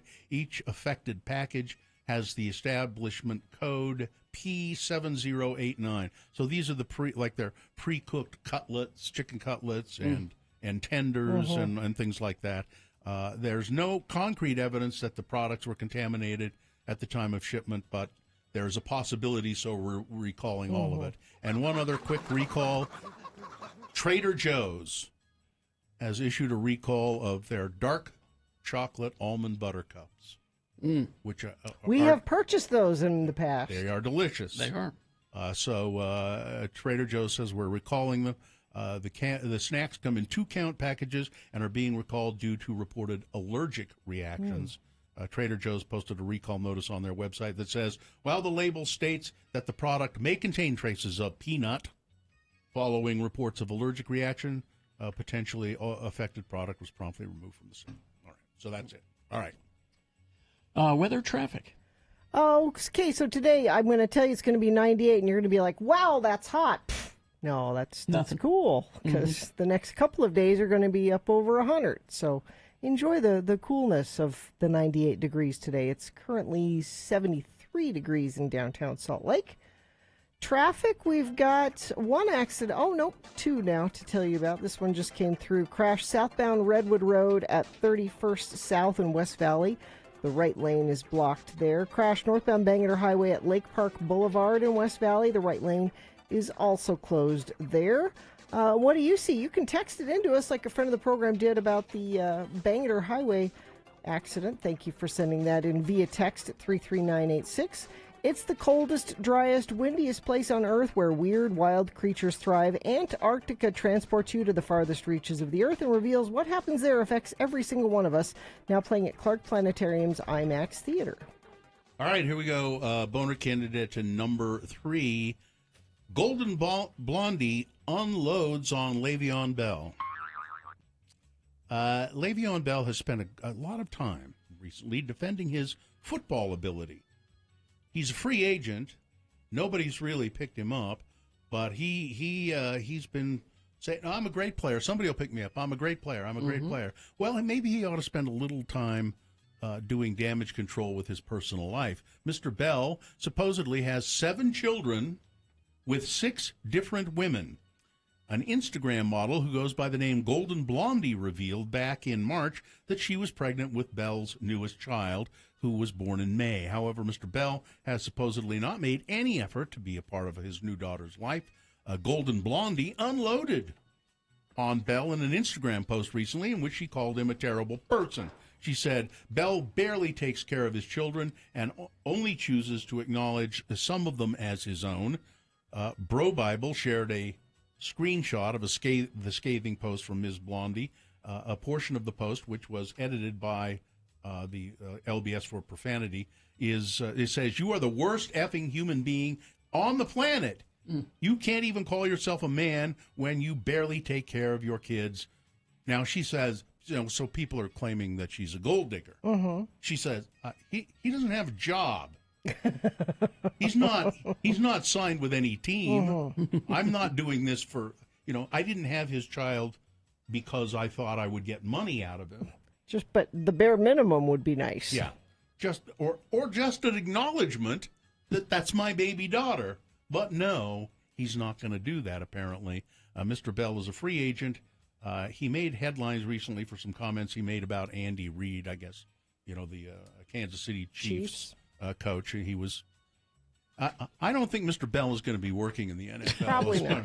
Making too many enemies. Yeah, boner candidate number 3, Golden Blondie unloads on Le'Veon Bell. All right, let's review the first 2 and votes. Number 1, boner candidate number 1 is soap and water don't always go together, particularly when you put it in the Adventure Park or the Adventure Heights Water Park in Spanish Fork and ruin the weekend for everybody. Boner candidate number 2, swimming with diarrhea. The Center for Disease Control posting a good cautionary note that if your kids have diarrhea, don't take them to the pool. But the video a little animation that they ran is just awful, with a little kid coming down a water slide with this brown streak. And then boner candidate number 3, Golden Blondie unloads on Le'Veon Bell. All right, here we go. You've got to decide with your votes of these 3 candidates which one is the worst, which one deserves to go forward to Boner Fight and possibly become Boner of the Day. If it wins here, it will secure a spot in Boner Dome. It's not Boner of the Day yet, because round 2 happens at 8:20 with 3 more candidates. Get another winner there. We take both winners, send them both forward to Boner Dome. You'll decide Boner of the Day at 9:20 this morning. So right now you got to pick your champion. For round 1 to send forward, 1, 2, or 3, remember your candidate number, the one that you think should win. Put that single digit in the message of a text, and then text that to 33986. Or call the producer's booth. They'll take your vote right over there, 877-602-9696. Or go online, x96.com. Look for the box that says Boner Voting. Oh, what is today? 6th? Yeah. 7/6/21. I don't know. And vote there. If you don't see that box, refresh your browser. It should appear. All right, you have until the end of these messages. Let's go. This is round 1.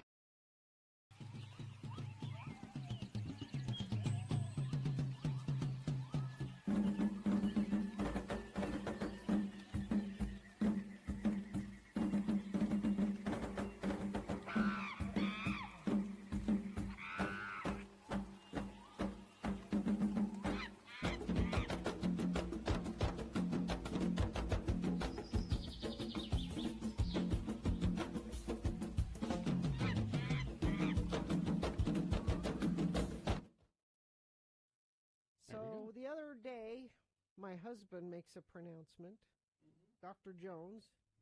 He says, our family is going to start a new bedtime ritual, and it involves golden milk. Do you do this while you're clothed? Yes. Okay. And I said, what is golden milk? Now, I've heard of it. Then you brought it up yesterday, and so I looked it up, and I bought the ingredients for it yesterday. Because it sounds delicious, doesn't it? Golden milk is a traditional Indian drink that has its roots in Ayurveda, health practices, ancient healing, a blend of hot milk and ground turmeric. Now, this recipe that I have, shall I read it and see if it's similar to your husband's? Yeah, let's see what yours. So it goes on to talk about the benefits of golden milk. Turmeric is a known anti-inflammatory. Which is a good thing to have before bed. Yeah. So you take a cup and a half of light coconut milk. Canned is best, but carton works fine, that says. 1.5 cups of unsweetened plain almond milk. 1.5 teaspoons of ground turmeric. A 1/4 teaspoon of ground ginger, or fresh if you would care to do that. There's a way to do that. 1 whole cinnamon stick. 1 tablespoon of coconut oil, and a pinch of black pepper. Then sweeten it with anything pretty much you like. It suggests here coconut sugar, stevia, I guess stevia is like non-caloric. Yeah. Or maple syrup, which sounds kind of good to me. We did honey with ours. And then you just put it all together in a pan and heat it up and then drink it. And a twist of black pepper, which sounds Yeah. kind of weird. No, that's what I read that. Yeah, to finish it on black on the pepper. top. Sounds And good. It's so you've bought it. You haven't made it yet. I bought all the ingredients. I was going to make some last night, but I didn't do it. It was delicious. However, it has turmeric in it. Yeah. Which stains everything it touches. Yellow. And I said to Mohammed, you have to drink this at the counter. You can't carry it into the living room. You can't take it to your room. Yeah. Your golden milk has to be. And he said, well, I want to go sit by the fire. And I can see what, because, yeah, you want to sip a little hot drink by the. No. You have to sit. And so did he? He did. Okay. And managed to stain things anyway. And we all finished our golden milk, and we all liked it. There's something about it's the old thing of having a warm milk before bed. This It is says just here it's creamy, comforting, coconutty, and it has a ginger-infused, slightly spicy and sweet flavor. It's delicious. But I looked at all of our cups after. Yes. And they were all orange. No, you need to use black cups. And I said to the kids, if this becomes a nightly Jones family tradition, I'm going to have to supervise the drinking of it as well as the teeth brushing after it, because we're all going to end up with orange teeth if we're not careful. Here's what you need to do is make sure you drink it. Use the same cups every time, so it doesn't matter if they're stained. These are our turmeric golden milk. These are the golden milk cups. Yeah, golden milk cups. Yeah, I can't wait to try it. I think I'll make some Indian food tonight and then have it after dinner. I think you'll love it. And it sounds great. I actually took mine and had it in the bathtub and sipped it. I told you have to have it at the counter. You cannot take it to the bathtub, as nice as that may be. Yeah. No, it was. I don't understand lovely. why there's a double standard for parents and children, and there just shouldn't be. That's not fair. There shouldn't be? No. I paid for all the things in the house. If I spill turmeric on them, I paid for it. If my kids spill turmeric, it's been a long-standing rule. If you spill turmeric on something, you pay for it. You turmericed it, you bought it. So that's on a day like today when it's kind of snowy and overcast, just think of ending your day with a nice cup of golden milk. Just look up golden milk. You'll find any number of recipes. I've just come to the conclusion that your husband is a hippie that showers regularly. Yes. He is. Are you sure about the showering yes. thing? He is.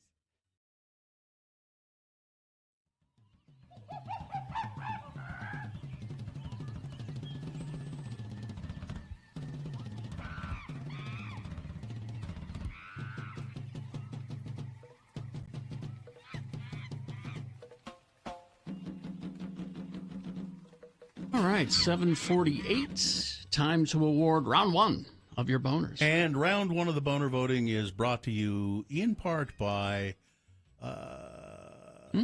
chicken. Yeah. Chicken something? Yeah, chicken something. And are you searching for Pokemon? Locally owned Haster Games has the best selection of Pokemon, Dungeons & Dragons, Magic, and more. Shop online at HasterGames.com or visit the store. 6831 South State. Curbside service is available. All right. All right, we had boner candidate number one. Soap and water don't always go together. Got quite a few votes. It's just a horrible prank to play, and it's a long-standing tradition in Utah County of throwing dishwasher soap into a water feature. You say this like you've had direct experience. Well, my attorney has advised me to stop talking immediately. Ruin the weekend for all those kids, but that's fine.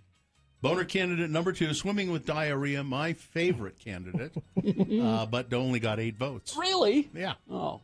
But the winner, boner candidate number 3, Golden Blondie, unloads on Le'Veon Bell, rightfully so, I would say. I don't know. I was kind of rooting for number one, but oh well, there you go. You guys have decided it. That's the winner of round one. It now goes forward to boner fight. It might be boner of the day. Round two coming up at 8:20. 3 more candidates. Another winner there. We take both winners, put them against each other. You decide boner of the day at 9:20. It's day one. Day one. Day one. We're back in the studio. Oh, I looked it up. 463 days. Oh. That we were broadcasting from our homes because of the. Now I counted I counted weekends in all of that, but essentially 463 days we were away. So we're starting a new count. We're in the studio in downtown Salt Lake. This is day one. We'll see how long this lasts. Thanks, Delta variant. You never know. Bill Frost just got here. Oh, good Lord. He's got a beard. It's a very manly beard. It is. I like that. Looks good. That's all right. Well, Bill will tell us what's on TV coming up in our next break. That's great. That's Stand a by for great that. beard. Yeah. So vacation. I did go to. So I went to this place called Chelan. Well, it's Lake Chelan, Manson, Washington, Chelan, Washington. That little, and there, it's essentially a reservoir, and it's really long. I think it's 22 miles long or something like that.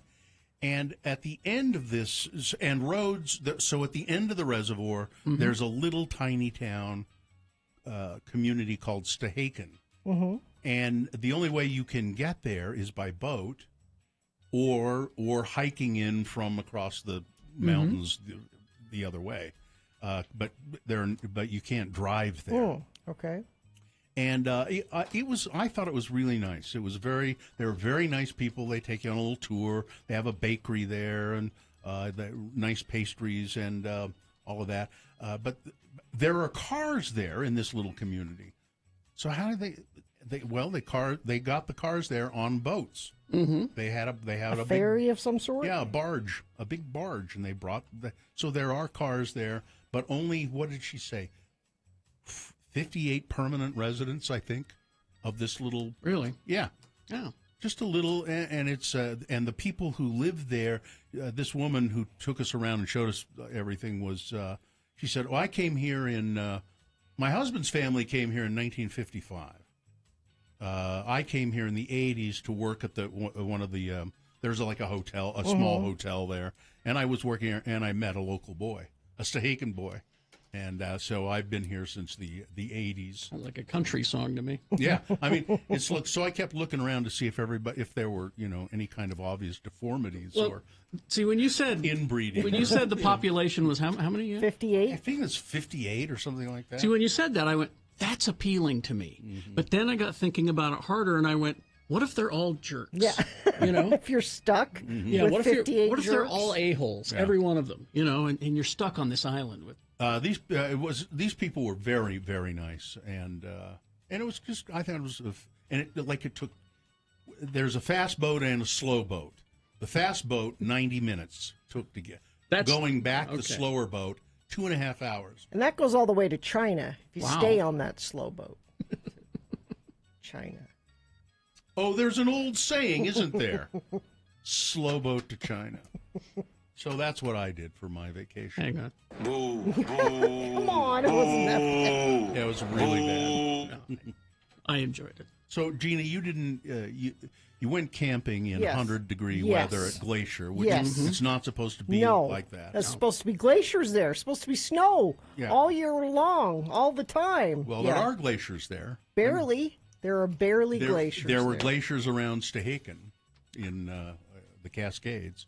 So did you didn't build a fire? Nope, too hot. So you cooked in the trailer. No, I mean we have a little stove that we cooked outside. Oh. You don't want to cook in the trailer when it's 100 degrees. That makes it only No, hotter it's- in the trailer. Yeah, no, that's what I was gonna ask you. But we went fly fishing.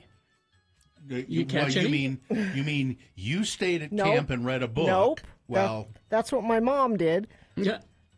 My mom and Jonesy stayed at the camp, and Joe and Muhammad took a lesson, and Daddy Gary and I took a lesson because it was 2 people on a boat with a guide. Mm-hmm. And we met at this place, and like, okay, you're going to go with this guide, and we're going to go with this guide. And I have never fished that way before. Mm-hmm. And I thought, I'm going to get a lesson in fly fishing. And I did not get a lesson in fly fishing. Why? Well, because our guide, as we learned as we're floating down the Flathead River, which is just beautiful, he said, well, how long have you been doing this? And it's the same problem everybody's having. He's like, well, my cousin's been a guide up here for 20 years, and they've been short on staff. Yeah. So he knows I like to fish, so he called and asked if I'd come work. This was not someone that was prepared to teach me how to fly fish. Well, it's a guy that likes to fish. Now, I would assume that somebody said, well, I don't know what it would cost, $50 an hour or something like that, or higher. Yeah, I wouldn't have paid all that then. I would have said, I wanted a lesson. Yeah, I wanted a lesson, and I didn't get one, so I'll give you half. So, in spite of that, now Daddy Gary has been fly fishing before, so I just sort of watched what he was doing and copied it, and I caught a fish. You did, but no thanks to the guide. Did you eat it? No, it's they catch don't. and They don't release. let you. They don't let you. That's always catch. But here's how he's not, because the good guide teaches you, okay, you hold the pole like this and you do that. And then when you catch the fish, the guide says, okay, let's get a picture of you with the fish. So my sister also went fly fishing the same weekend, picture with fish. I said, hey, I caught a fish too. And she's, you know what she said, picture it didn't happen. Yeah. Exactly.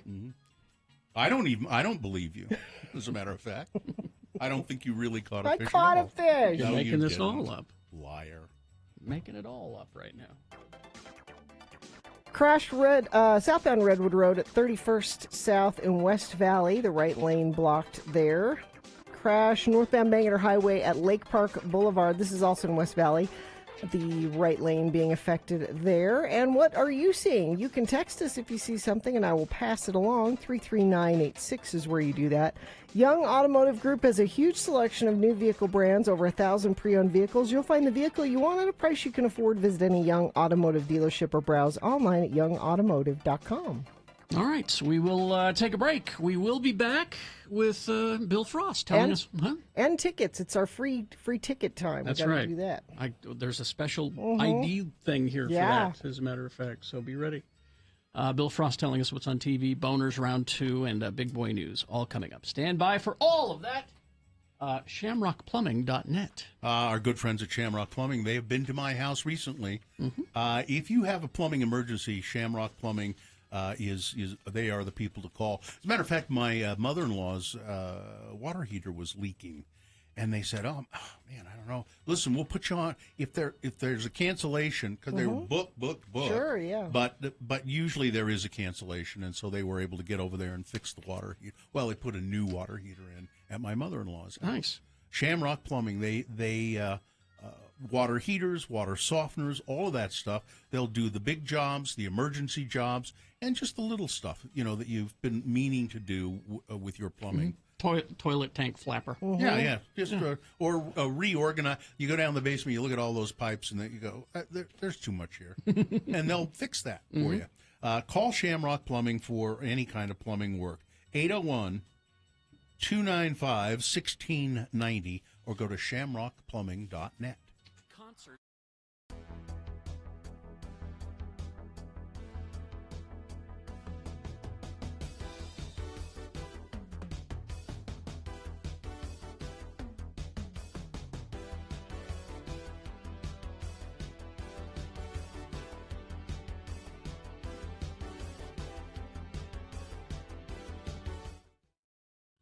Now, I got this email from Marianne Daly, and it says, "Hi, Bill, longtime friend of the program. Listen and love the show. Nothing makes me my morning better. I work from home, so I always have the radio on, and more often than not, find myself laughing really, really, really, really, really hard out loud, of course. I identify with you most of the time of the three." So it says, anyway, Marianne goes on to say, "I'm writing lately due to the interns. I really enjoyed the interview you did with Matt. What a smart, charming, and funny man." I didn't know I was on the webcam. She didn't say anything about the way you looked at okay. this point. Smart, charming, and funny. Shows real interest in radio. He's one to keep around. Really? Keeper.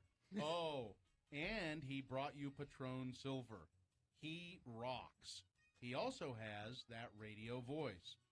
Forget that Guthrie guy. Oh no, it says Gumthrie. Gunthrie? Yeah, forget Gumthrie. That's Guthrie's evil twin. Yes. Sorry, he just didn't do anything for me.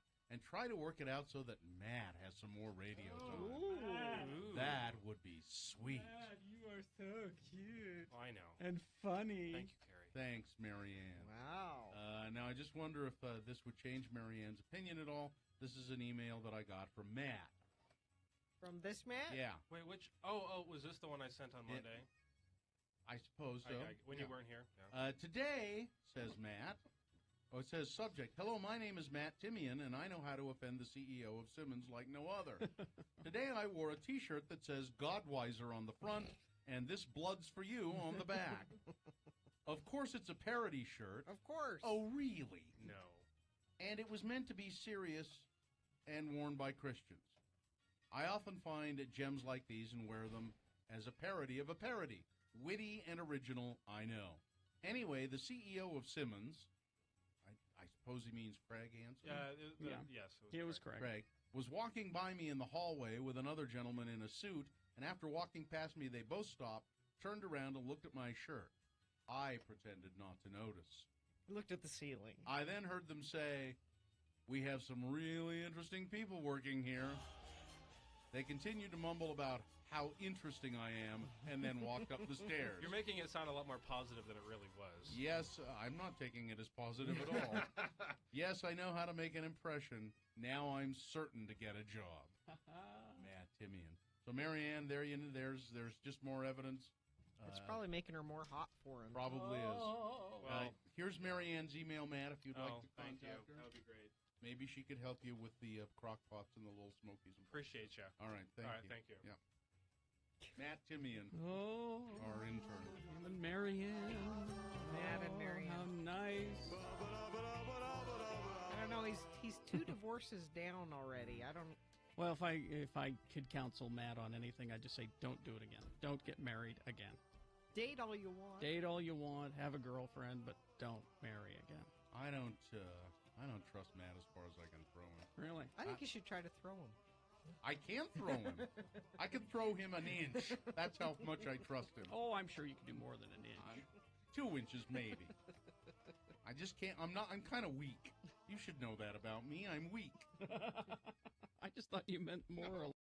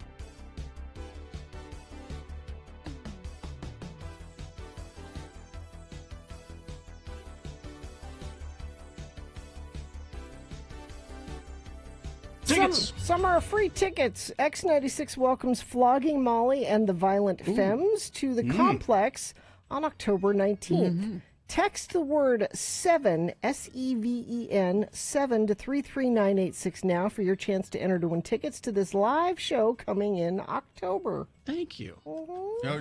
So somebody who does that will win tickets. Yeah. Right? Okay. Yeah. All right. All right, Bill Frost, TV. Hi, Bill. Brought to you by. For a limited time, get a professional AC or furnace tune-up for only $39 with Scott Hale Plumbing, Heating and Air. Call 801-264-HALE. There he is, looking, I was going to say grizzled, but... no, I'm taking care of this. Yeah, it's manly. He looks manly. Yeah, you do. And it's he's got this gray beard. I don't think I've ever seen you with a beard. You've seen me with partial beard, not this much. Not this much. No. Yes, it's quite an undertaking. We'll see how long it can go. Yeah.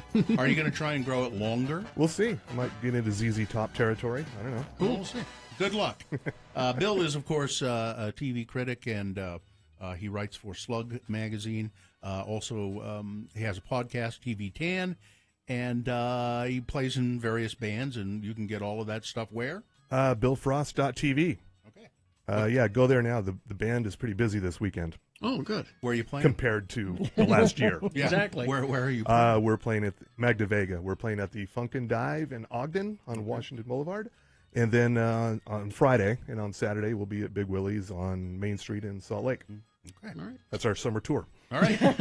Lovely. What's on TV? Get a tour T-shirt while you're there. Yeah. 2 dates right on the back. That's right. Yeah. Tonight, actually today, right now, I Think You Should Leave with Tim Robinson, season 2. Oh, is it back? Yeah, today. Show I wasn't really blown away with the first season, but everybody told me I was wrong, so I'm going to go try it again. You weren't wrong, but it's not for everybody. Yeah. I'll say that. Yeah, I mean, definitely. when I watched it, I was like, most of this, and I watch Adult Swim, most of this, but there was some stuff when it hit, it was just really, really good. Yeah. So that's right now, Tim Robinson. Tomorrow, The Monsters at Work. It's a series now. Oh, yeah, that's right. But Mike and Sully are kind of bit part players in this one. This focuses on a younger monster who just, he's making his way in the world. Voiced by Ben Shepherd, most recently of Superstore. Oh, yeah. Or the guy who cut his nipple off on Mad Men. Ah, Oh, yeah. Yeah.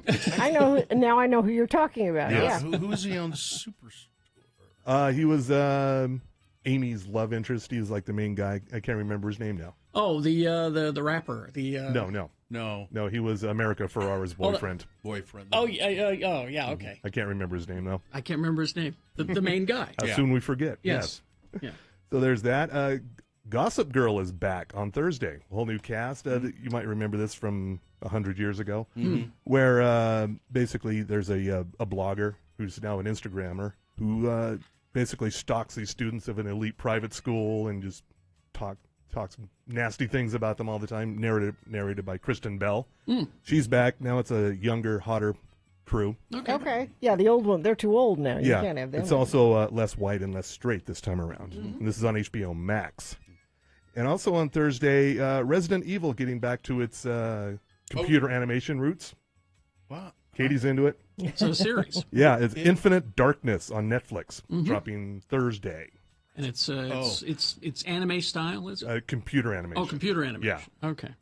But yeah, so if you need that, Katie, obviously into it. Yeah. I didn't know. I thought you said Resident Alien, and I was trying to figure out what you were talking about. I would like to see that back. Resident Evil. Resident Alien is just finishing up season 2 filming. So Cool. It'll be back.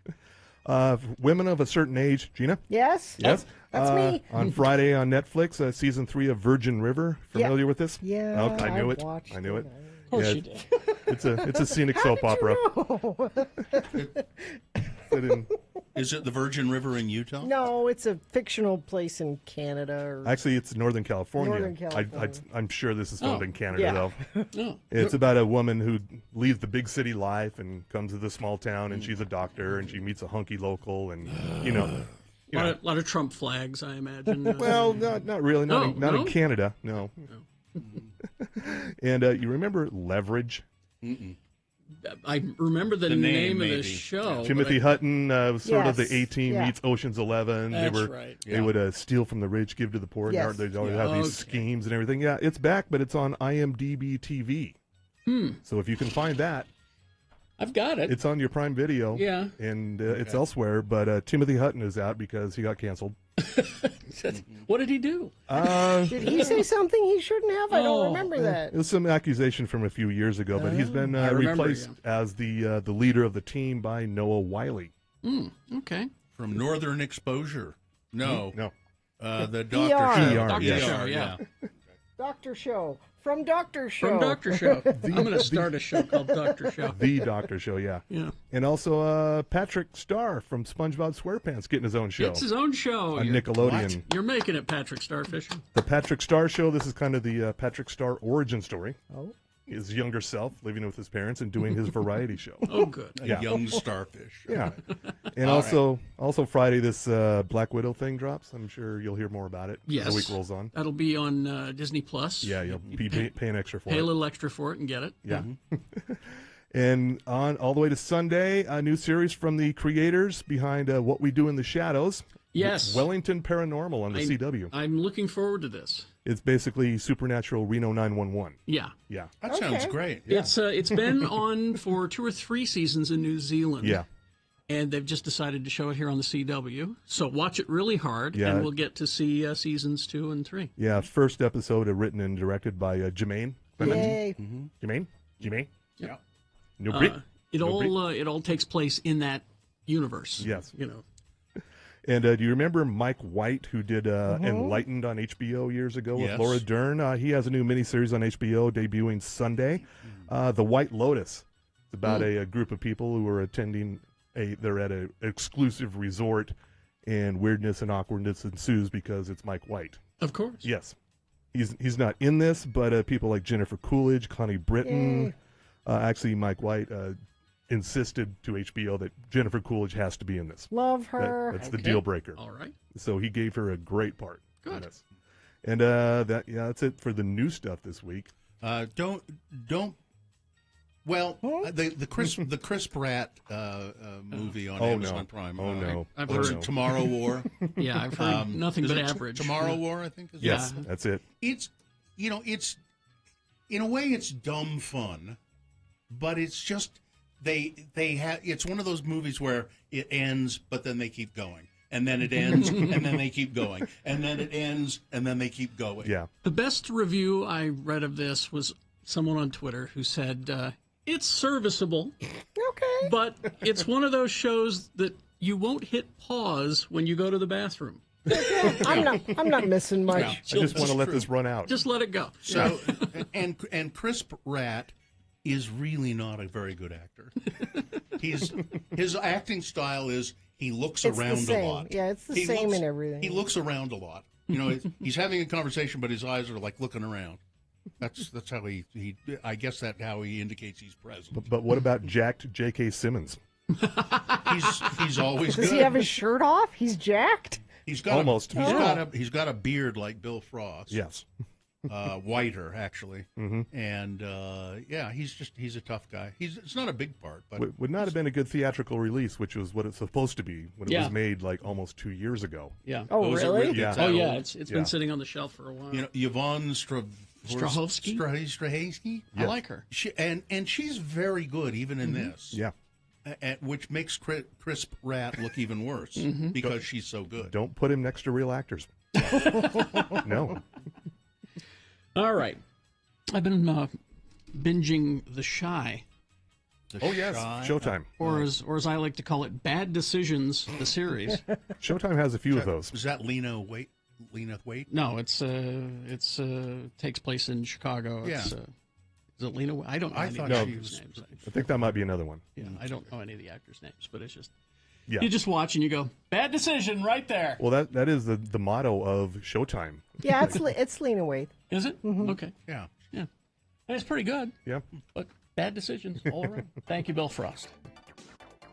Oh, that's me. That's you. Not a lot of bad decisions on the road this morning. I just think y'all are still on vacation. That's my guess, because we've had very light traffic this morning. So that's some good news. If you see something that's not light, that's heavy, that needs to be reported, you can send it in to us at 33986.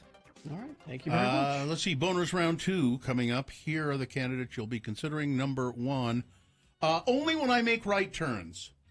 Number 2, well, she didn't have to go far. And number 3, boy, that's a bullet you got in your buttocks. Boners round 2, big boy news, all coming up after these. Stand by.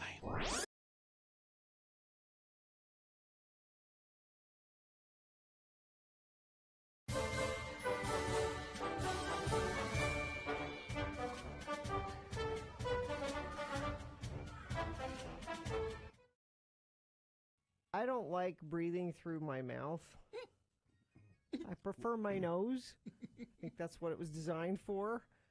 Your mouth was designed for other things, and the nose is for breathing. But sometimes you have to breathe through your mouth. I can't. You know that. You cannot. Well, what we hear on the radio would give lie to that, but because we hear a lot of on the radio. But so they said we have a snorkeling class. We don't need the snorkel. No, I want the snorkeling class. I want to know. Sure. So we took the kids to the snorkeling class, and they stop at Molokini, and I am terrified. I really am, because I'm not only scared of breathing through my mouth with my face underwater, but I'm scared of sharks. I am. Okay, Jaws ruined me. Sure. And it's just a boat out in the middle of the water, and you're getting off the boat, and it's deep. And it's deep. You can't see the bottom. And they said, "Do you want a noodle?" Yeah, I want a noodle. Give me the noodle. To just hang on to. My kids and my husband, no noodle. No. They just jumped in the water. I took 2 noodles. When I looked around and made sure that everybody that wanted a noodle had a noodle. You weren't the only one. Right. There was an extra noodle. Yeah. Those noodles have been cooked earlier, though. Yes. And so we're out in the water, and the guy at the snorkel class said, "Don't put the mouthpiece in until you're ready. You can just put the goggles on and get used to the water, and then put it in." So I'm out there just with the goggles on, hanging on to the noodle, and I'm thinking, I don't need to do any more than this. Nobody needs to know if I'm actually snorkeling or not. My kids are snorkeling, my husband's snorkeling. But then they have a underwater cameraman come out. He comes over to your group. He's like, "Get your group together and go under, and I'll take a picture under the water." So now I'm panicking. I'm like, I can't hide from my family anymore that I'm not putting my face in the water, because camera guy wants underwater picture. And, of course, you have to do that. Well, you couldn't just say to your family, "I really can't do this." No.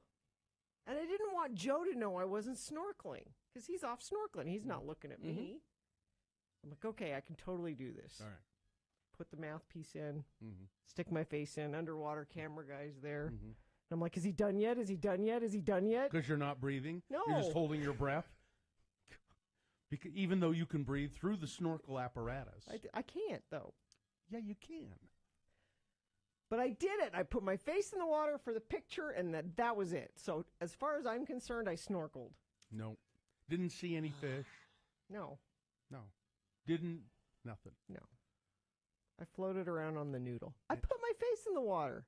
But I'm telling you, if the camera guy hadn't harassed me into putting my face in the water, I wouldn't have.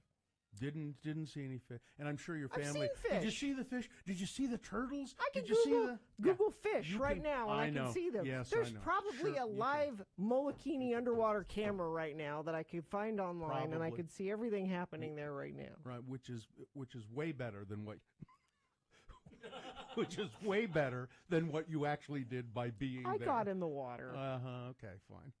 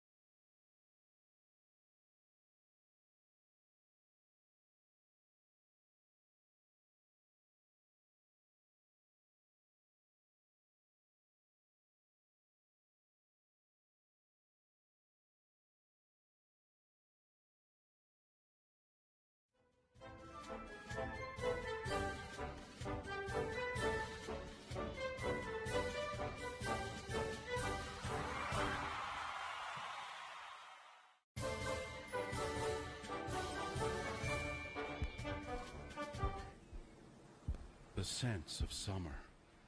Barbecues. Days at the beach. With your buddies. The smell of a man. A cologne that says, I am a man. I am all man. I am very, very manly, dude. Radio from Hell brand beer-scented cologne. A little one-on-one b-ball at the playground, or working all day on your car in the hot, hot sun. A man wants to smell like a man. Radio from Hell brand beer-scented cologne. Being a man is hot, sweaty work, and hot, sweaty work all goes better with beer. Radio from Hell brand beer-scented cologne. Now available in convenient 6-packs at Checker Auto Parts and on draft in kegs at Costco. Coming soon. Radio from Hell brand Zima scented perfume for the ladies.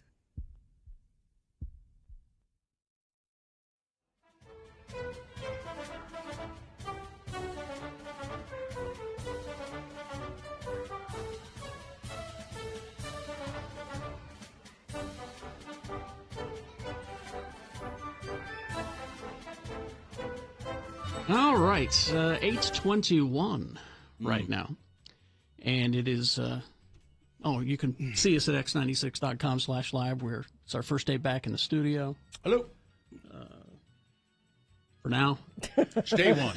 Bill started a whole new countdown to when we go back home at some point. Going to continue to lobby that we go back to the. Because Katie even likes it better. Yeah, she loves sitting here. I thought it worked fine. It was working fine, and nobody noticed. I ran into people all the time that were like, "Really? You're still?" To be honest, it was like my dream come true to run the board. That's what I went to school for, and so. Well, you do it better than I do now. Yay! I mean, that's the thing is that we got this new system in, and then the pandemic happened. Oh, immediately, like 2 weeks later. Yeah, so it was like I had been running it for 2 weeks and just got the hang of it. Yeah, and then I took over for a year and a half. Took over, you and could now, let Katie run it. Well, she'd just be in my way.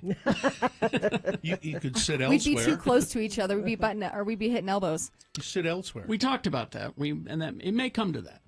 We'll see. We'd have to do some adjusting over here. Personally, I will be happy to do whatever you guys need me to do because Thank you. enjoyed and loved not only being able to put my 2 cents into it consistently and randomly just turn my mic on and say hi, but also I loved absolutely doing exactly what I wanted to do. You should be able to do that in there. Yeah. And I just got to figure out how to do that. Yeah, we'll have to play with that one around. I also forgot my personal headphones today because I disconnected them from my backpack when I had to come in last week for stuff, and so I don't. And you actually didn't need have them. headphones. You didn't need to take them to your job interview. No. She doesn't have a job. No, I'm not leaving you guys. Don't worry. Are you sure? I promise. She dressed up. To be honest, this outfit is just super comfortable. It looks comfy. It's soft, it's comfy, and I don't like wearing shorts, but it has that split leg. So, like, part of my leg shows, so it's breezy, and I like flowy things, and it's just me, and it's But comfy. it is kind of dressy looking. Yeah, that's good to know, because then I can wear it to a wedding or something if I really wanted to. Or to a job interview, is what I'm saying. It's a crop top, so I probably wouldn't end up wearing it to a job interview. I know it covers most of it, but nevertheless. You mean if you raise your hands, like if your prospective employer says, yes. Raise your hands above your head. Woo! Oh, well, no, we can't have that. And then You're people not see gonna... the minor little orb of my tattoo that's on my sternum, and then they're curious and they're like, "Who's that?" And I'm like, "I'm not going to lift my shirt." Yeah, we're not going to hire. We're not going to hire you if you can't lift your hands. Plus, you guys approved my random dress up ideas because I wear lazy stuff, but also my tattoos and my facial piercings. So that's another thing you don't get other places. That's true. All right. Well, now you've run into the studio. Now I'm going to run out. Now would you run out of the studio? Thanks, guys. All right. Time for round 2 of your boner voting. Here we go. 3 news stories. These are examples of bad, stupid, funny human behavior. You will decide with your votes. Of these 3 candidates, which one is the worst? Which one deserves to go forward to boner fight and possibly become boner of the day? Winning here does not make it boner of the day. It's the winner of round 2. If it wins here, it'll go up against the winner of round 1. At 9:20 this morning, that's when Boner Fight happens. That's when you'll decide Boner of the Day. So right now, pick one of these three from this, round 2, to send forward. 2 candidates now, a third after the news. Once you've heard all 3, you will vote, and one of you lucky random Boner voters will receive tickets to Craft Lake City. X96 welcomes back the Craft Lake City Festival. Listen to Radio from Hell all week to win your tickets to this annual local DIY festival at the Utah State Fair Park, August 13th through the 15th. Go to x96.com right now, and you can enter to win VIP tickets and tickets to the Rit Momney Show on August 13th. Here's Boner candidate number 1. Only when I make right turns. A California Highway Patrol officer stopped a Toyota Prius on Friday that had a satellite dish fastened to the hood of the car. Okay. You know, out front of the windshield. The agency said in a Facebook post, the visual obstruction sitting right smack in the middle of the car's hood landed the driver a ticket. Sir, I stopped you today for that visual obstruction on your hood. Does it not block your view while driving? The officer said. To which the driver reported, well, only when I make a right turn. But why did he? The driver. Why was the? The driver told the officer that they were using the antenna to have Wi-Fi for a business that they run out of their car. Okay. Makes perfect sense. Okay. Yes, it is in fact illegal to mount a satellite dish to the roof of or the hood of your vehicle. It's about safety, folks. These are the real stories of the Highway Patrol. To please, safety. Only when I make right turns. Yeah, so I just try to go left everywhere, and it's fine. Boner candidate number 1.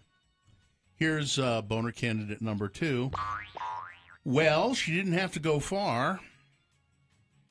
An Oklahoma woman said she woke up ready to start her day.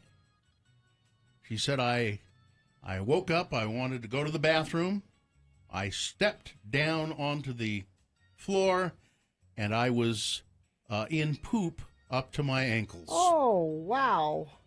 McCullough said she is now left without any furniture, without any clothes, because her entire, and there are pictures, I don't want to see. her entire apartment covered with feces. Yeah. Yeah, on the floor. How am I supposed to move? I don't. Everything I have is ruined. The mess left a line on her couch. Like a high water mark on her couch. She said, Gary, stop. she'd gotten up to go to the bathroom and stepped down into. Well, I mean, she didn't have to go far. The bathroom was right there on the floor. Yeah. Boner candidate number 2. All right. Coming up in a moment, Boner candidate number 3. Boy, that's a bullet you got in your buttocks. All right. Boner candidate number 3 for round 2. Coming up after this. Big boy news and Opinnuendo brought to you by Park City's annual Savor the Cocktail Contest runs now through August 31st. Enjoy cocktails from participating bars and restaurants. Then vote for your favorites. You must be at least 21 to participate. Find details at parkcityrestaurants.com.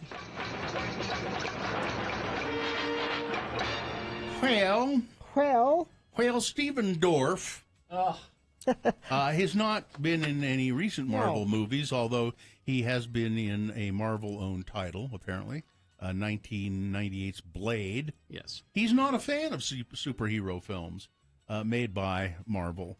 The 47-year-old actor did not hold back when he was asked about choosing movies. I will hunt out the good S because I don't want to be in Black Widow, Stephen Dorff told The Independent. No one asked you.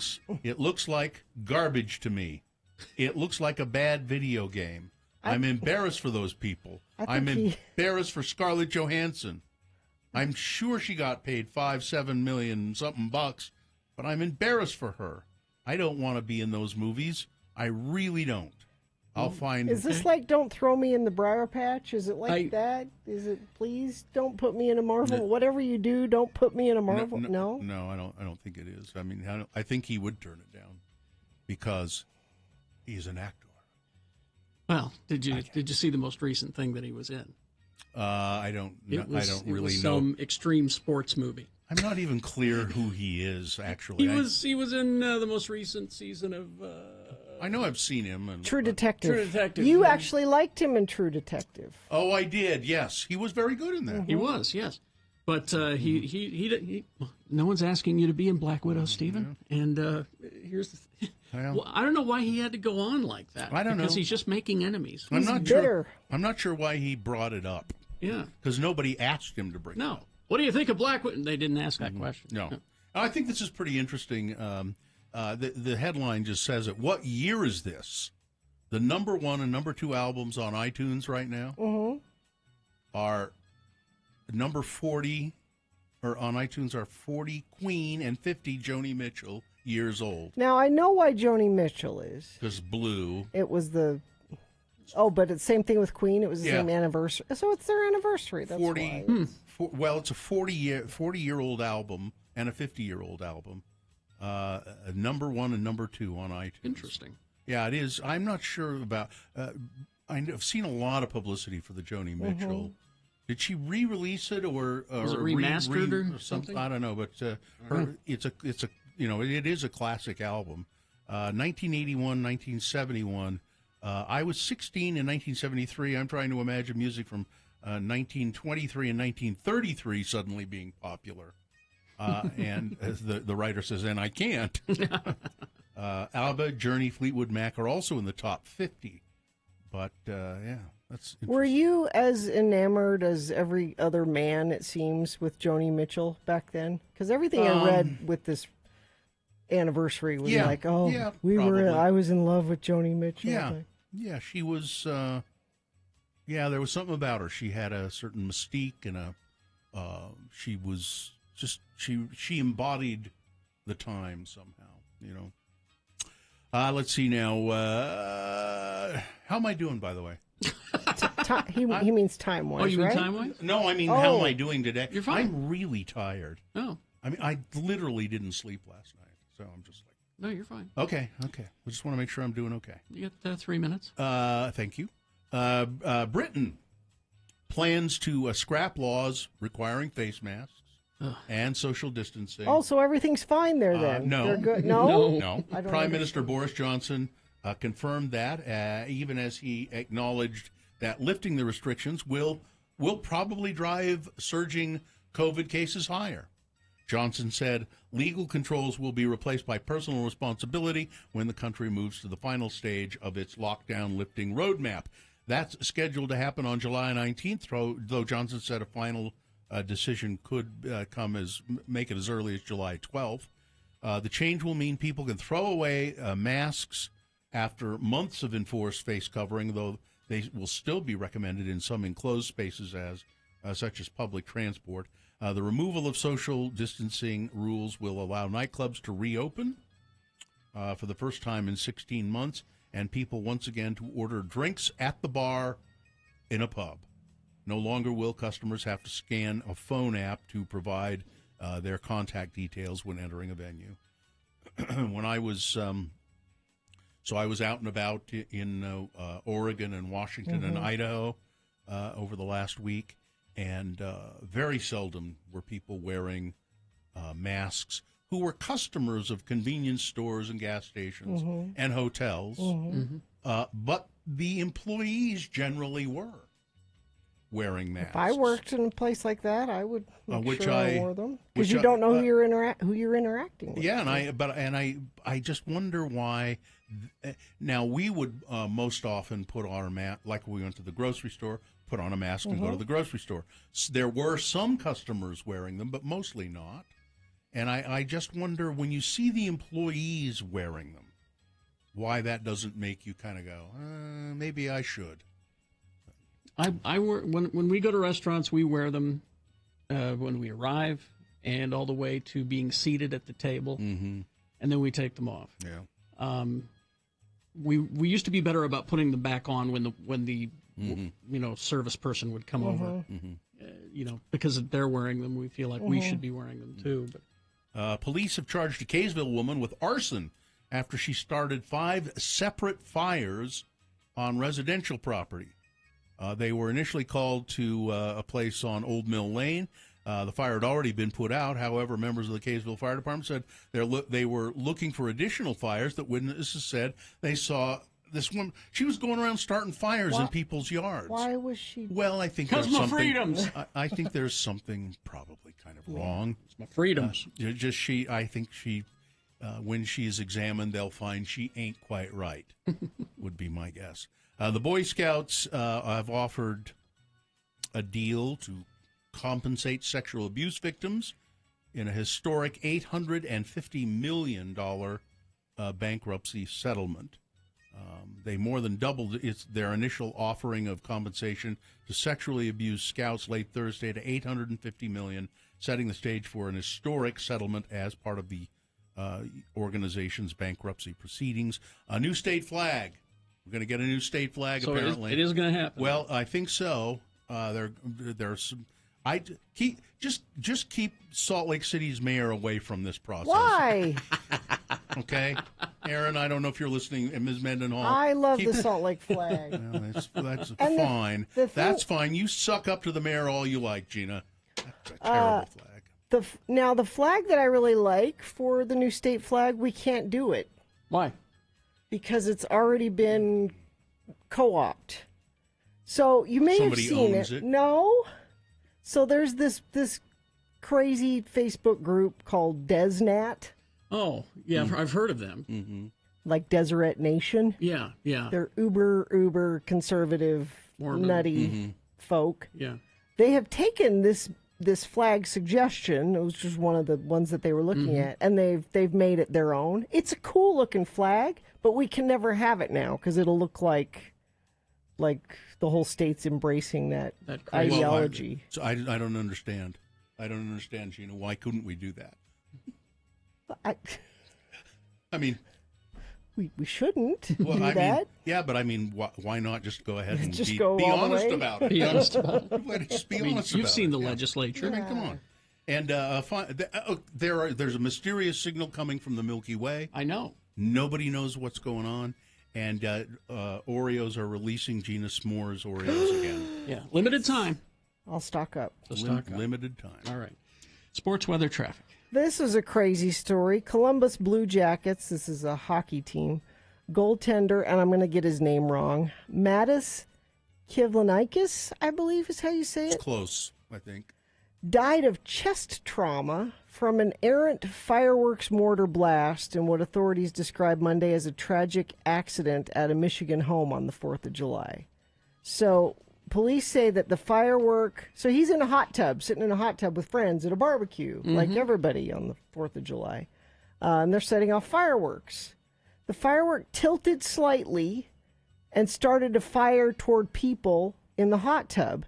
He saw it coming and tried to jump out of the way of it, and it hit him right in the chest. Killed him. Yep, 24 years old. Wow. Crazy. All right. That's sports. Weather is not crazy. Guy in the chat room thrilled you finally did a hockey story, but this is not even a hockey story. No, it's but a anyway. death by fireworks story. All right.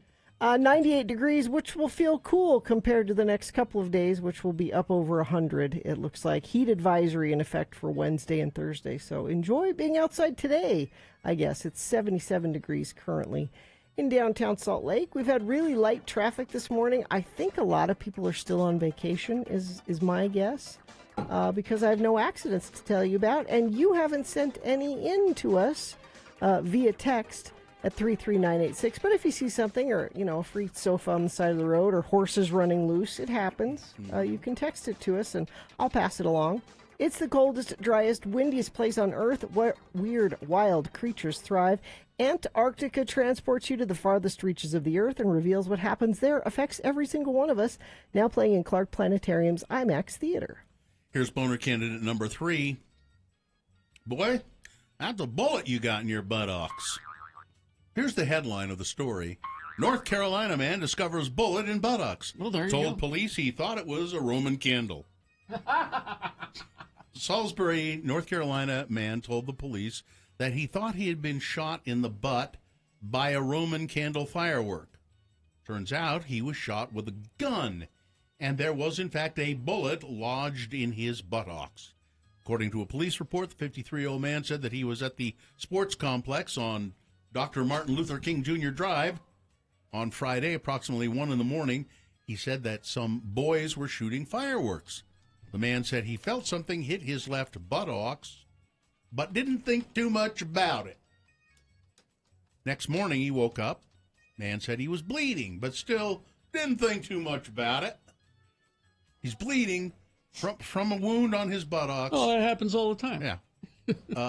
Then he noticed a lump in his groin area. Oh. He said he felt some pain, but that he was, it was tolerable. Well, it's okay. Finally, his family member said, go to the hospital. Something's wrong. He went to the hospital, and there it was determined that he had been shot in the buttocks. There was a bullet still in his body. The man was treated and released. Police are investigating. Boner candidate number 3. Boy, that's a bullet you got in your buttocks. All right, let's review the first 2 and vote. Boner candidate number 1. Well, only when I make right turns. A guy pulled over. He has a satellite dish mounted on the hood of his car. The cop said, "Doesn't that it's obstructing your view? Only when I make right turns. It's okay." Boner candidate number 2. Well, she didn't have to go far to go to the bathroom, because when the woman got out of bed, this is a woman in Oklahoma City, there was feces. The entire sewer system had backed up in her apartment, and feces everywhere. And boner candidate number 3, boy, that's a bullet you got in your buttock. Okay, here we go. This is round 2 of your boners. You've got to decide of these 3 candidates, which one is the worst. Which one deserves to go forward to Boner Fight and possibly become Boner of the Day? If it wins here, it'll go up against the winner of round 1's voting. We did that an hour ago. We'll take both of these winners of each round, put them against each other, and you'll decide Boner of the Day with your vote at 9:20 this morning. So right now, you got to pick one of these 3 to send forward to Bonerdome. 1, 2, or 3. Remember your candidate number, the one that you think should win. Put that single digit in the message of a text, and text that to 33986. Okay, that's one way to vote. Another way is to go to, 877-602-9696. Call up our producer's booth, and they will take your vote in there.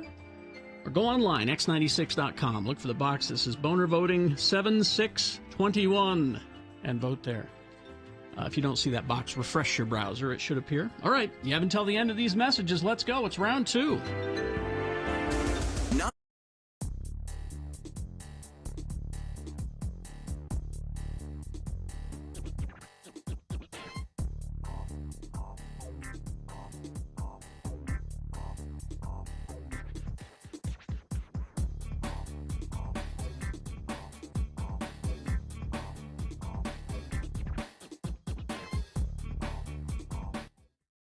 Mark Ronson featuring Bruno Mars.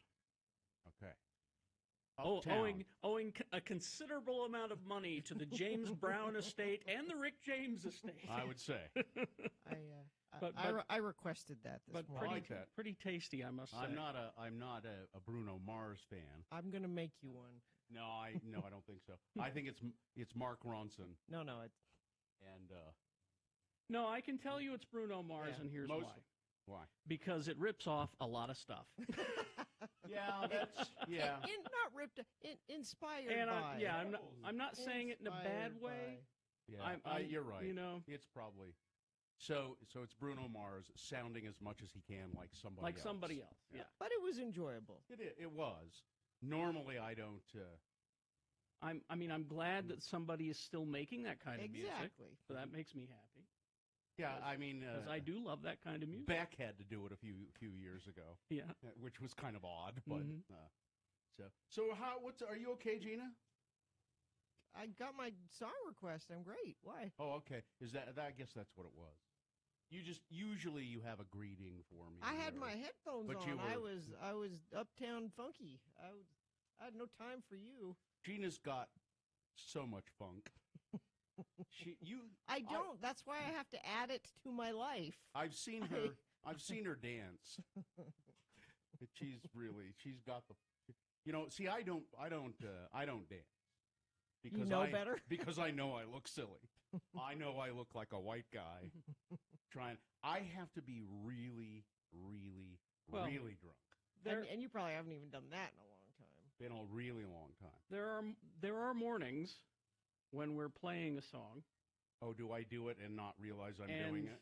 And we've been meaning to have an intervention. Do I sometimes dance and I don't realize I'm dancing? Sometimes you air guitar. Do I? Yeah. And I don't know I'm doing it. And air drum, and that's terrible. Yeah. The last time I remember dancing, I believe, what was that band that used to play at all like Green Street, and I want to say, they were like Solid Groove or Solid Gold or I don't know. And they, and they put The on Disco the wig. Drippers? Disco Drippers. There we go. The Disco Drippers. And I remember when at Trolley Square, when Green Street was there, and it was the middle of summer, and they would have cordon off part of the parking lot there, and you could just go out there and dance. Right. And I believe the Disco Drippers were there. Quite possibly. And I remember dancing there and taking off most of my clothing. Really? Yeah. It was. You were having a good time. I was indeed having a great time. I was down to a shirt and boxer shorts. Really? Yeah. And dancing to the Disco Drippers. I think our salesman, the guy who later became our salesman, was singing with the Disco Drippers at that time. Scott. He was with the band at the time. Scott, what's his name? Yeah. Yep. Took off most of my clothing.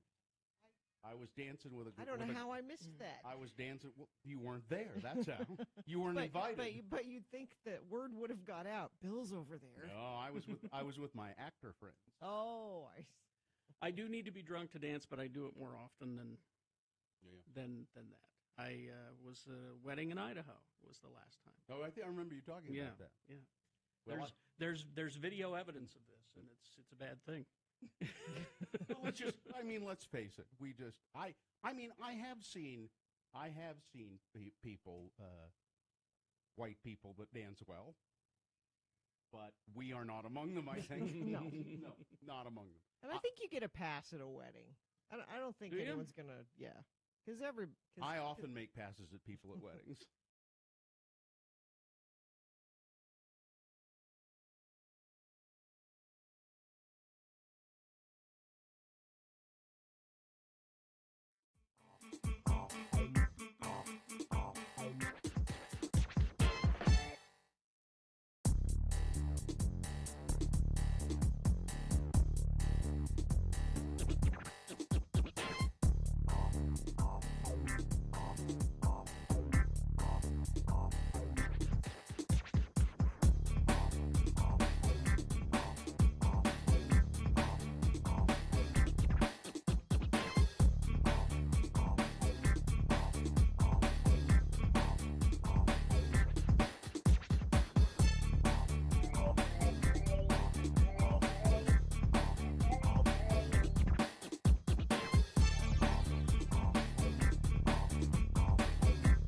All right, 8:48. Let's award round 2 of your boners. And that's brought to you in part by White Rice.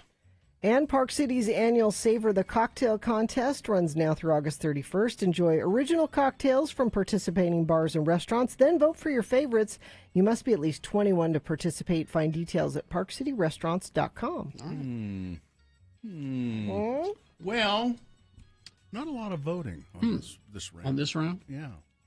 But boner candidate number 1, Only When I Make Right Turns. To me, that was a classic boner. Yeah, sure. Classic. Came in 3rd. Really? Yeah. Boner candidate number 2, well, she didn't have to go far. She was getting up to go to the bathroom, and it was all over her floor.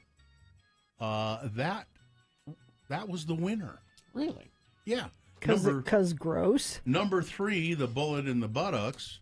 That would seem to me to be yeah. better button, better candidate. The winner, boner candidate number 2. Do you know what I think? I think, Carrie, your sound Was it effects. squishy sounds? Yeah, I think that's. Maybe that was it. Well, that's your winner of round 2. We don't pick them. If we did, they'd be better candidates. Gosh. But no, you've decided, and those now we have 2 candidates. Narrowed it down. Boner of the day will be decided by you in about a half hour from now. So stand by for that. Okay, let's get this going here. Where did that go? Here. The following is a sponsored feature. Thank you. All right, let's see if this works. We can go to Mark from the Advocates. Mark, are you there? I'm here. Okay, so Mark is one of the attorneys with the Advocates, personal injury attorneys.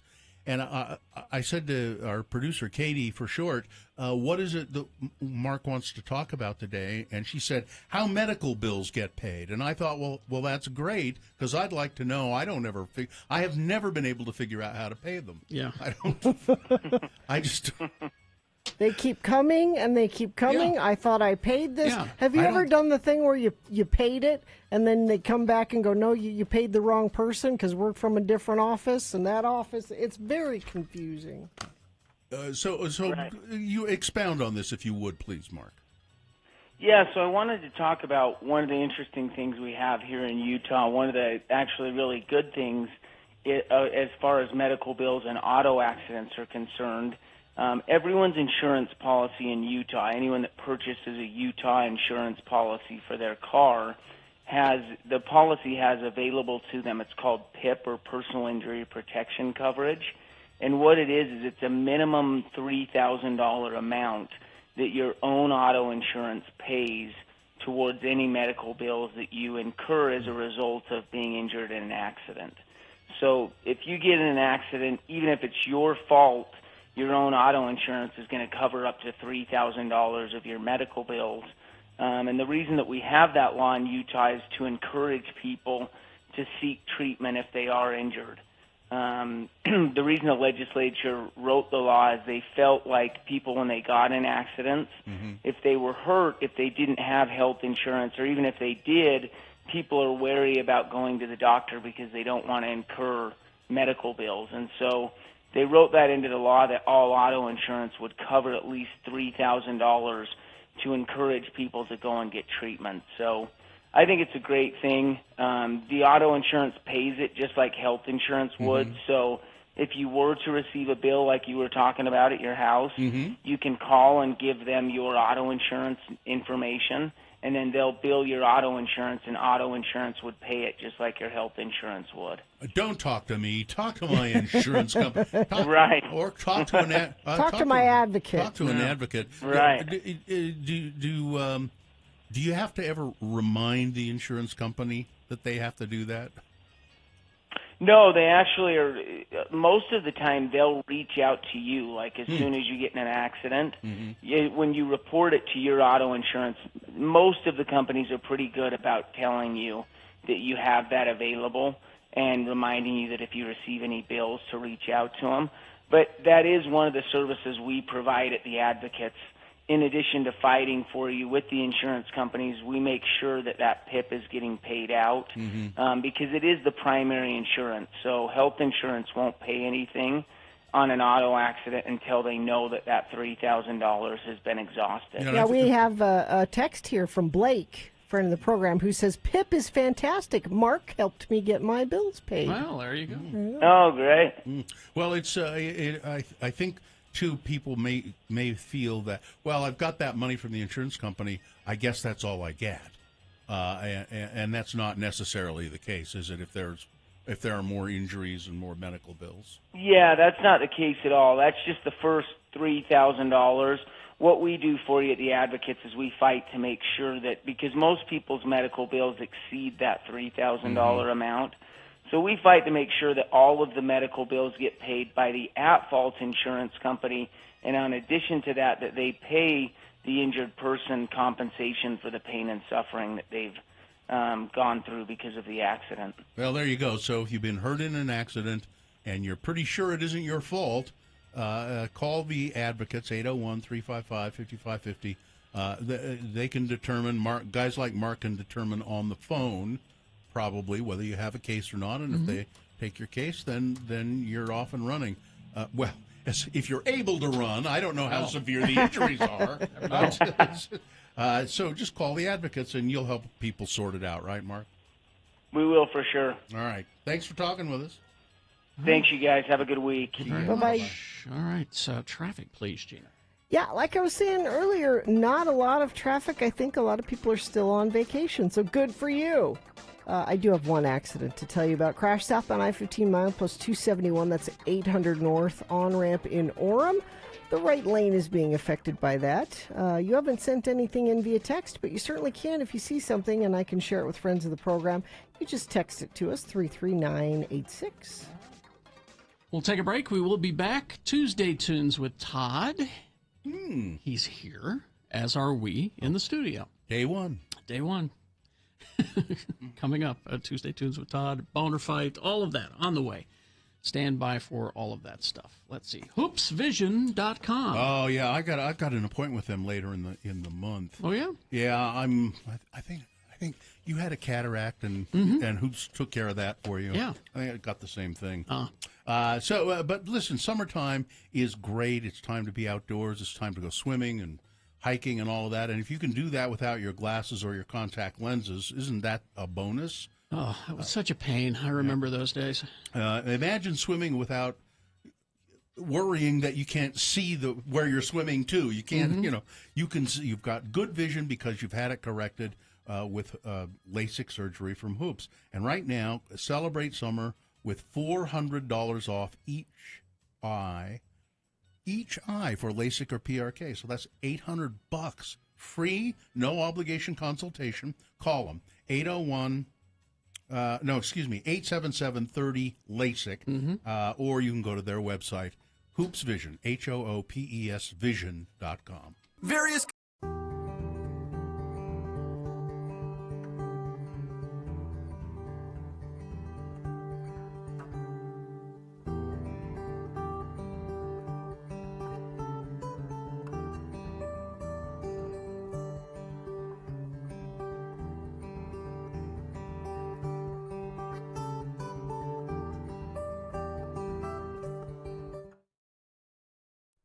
It is the 23rd century. Humans have left the lowly confines of planet Earth and have sought their destiny among the stars. While many things have changed, one constant remains: the need for young men to venture forth and do the work of the Lord.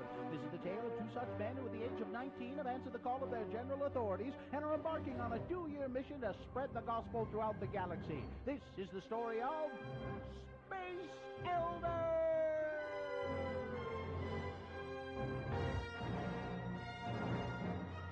Today, we find our elders tracting on the ice planet Hawk. Oh, man, it's cold out here. Why is it so cold? It's an ice planet, Lehigh. What do you expect? Oh, I'm sure glad my mom sent me these mittens. And Zone Leader Hansen has sent us to some pretty dismal places before, but this has got to be the worst. I hope that this Wampa fella lets us in and offers us some piping hot postum. You know, these tauntaun thingies smell funny, and they're just not very comfortable to ride. I wish our hyperbikes hadn't frozen up. Let's see, third cave on the left, just past the second snowdrift. Yep, this must be it. Hello? Hello, Mr. Wampa? I don't suppose his first name is Willie, do you? See, Willie Wampa. What? Wait, hello, anybody home? Hey, pal, that's my ride home you're having for lunch. You must be Mr. Wampa. Hi, I'm Elder Christiansen, and this is my companion, Elder Jensen. Hi. We represent the Church of Jesus Christ of Latter-day Saints. You know, the Mormons. Look out, Butch! Oh, man, he knocked you down. That's going to leave a mark. Excuse me, Mr. Wampa. All we want is just a couple minutes of your time. Oh!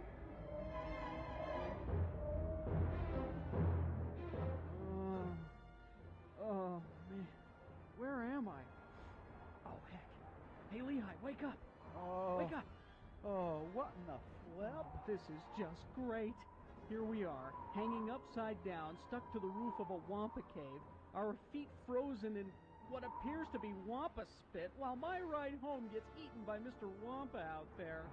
Yuck, I don't think this Wampa spit's ever going to come off my wingtips. Hey, there's somebody stuck to the ceiling behind you. Huh? Hey, it's that farm boy from Tatooine. Hey, Luke. Luke, wake up. Huh? Ben? No, not Ben. It's me, Butch. I don't suppose you got a plan to get us out of here, do you? If I could just reach for my lightsaber. There. So much for the element of surprise. Hey, look, your dad, Darth Vader, cut off Lehi's arm with one of those things. Cut him some slack. Will Book and Lehi ever escape from Wampa Cave? Will Luke cut Lehi's arm off just for the fun of it? Will our elders ever get the Wampa spit off of their wingtips? Tune in next time to hear Lehi say... Oh, thanks, Luke. For a minute there, I figured we was Wampa Chow. Luke. Ben? Luke. Ben, is that you? You will go to the Dagobah system. Mr. Kenobi? Dagobah? I've never even heard of it. It's a swamp planet. You're not missing much. You must seek out Yoda and continue your training. But I've already been to the MTC. Ben? Yoda? Dagobah? Mr. Kenobi, are you sure? I mean, we've already been to Dagobah. Hold on. I've got some problems here. Luke, you go to Dagobah and seek Yoda. Butch, Lehi, you go thaw out your hyperbikes and continue tracting. I should have gotten Jedi call waiting. On the next bone-chilling episode of Space Elders!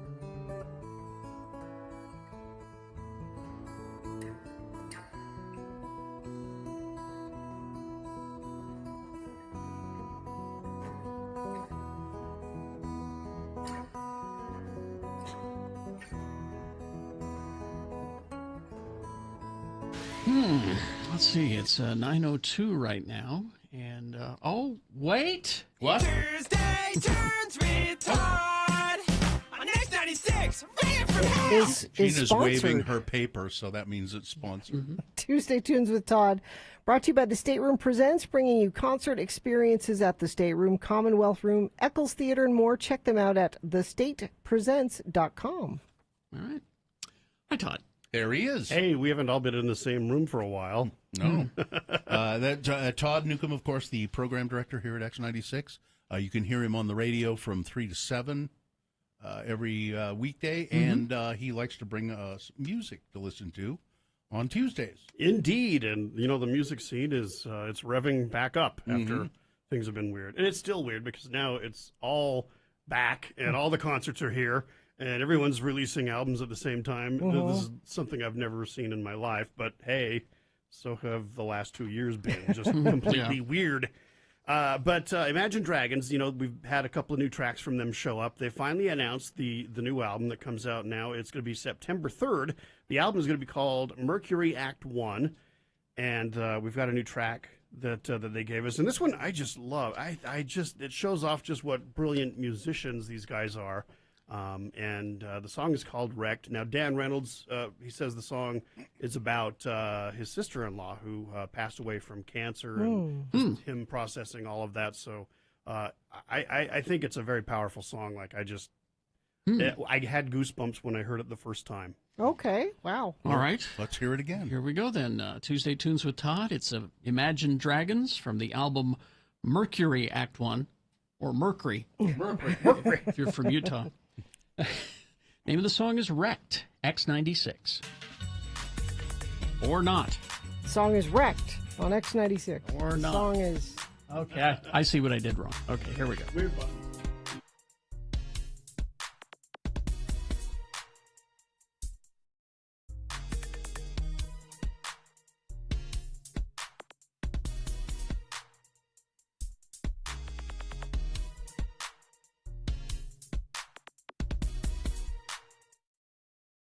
Is it chilly weather yet? I think You want to eat chili? Well, see, I had a little argument with my wife, and I just wanted to clear this up. I know it's September. Yeah. I don't think it's quite chilly weather yet. Well, but it's going to be like almost 90 today. Some friends of ours,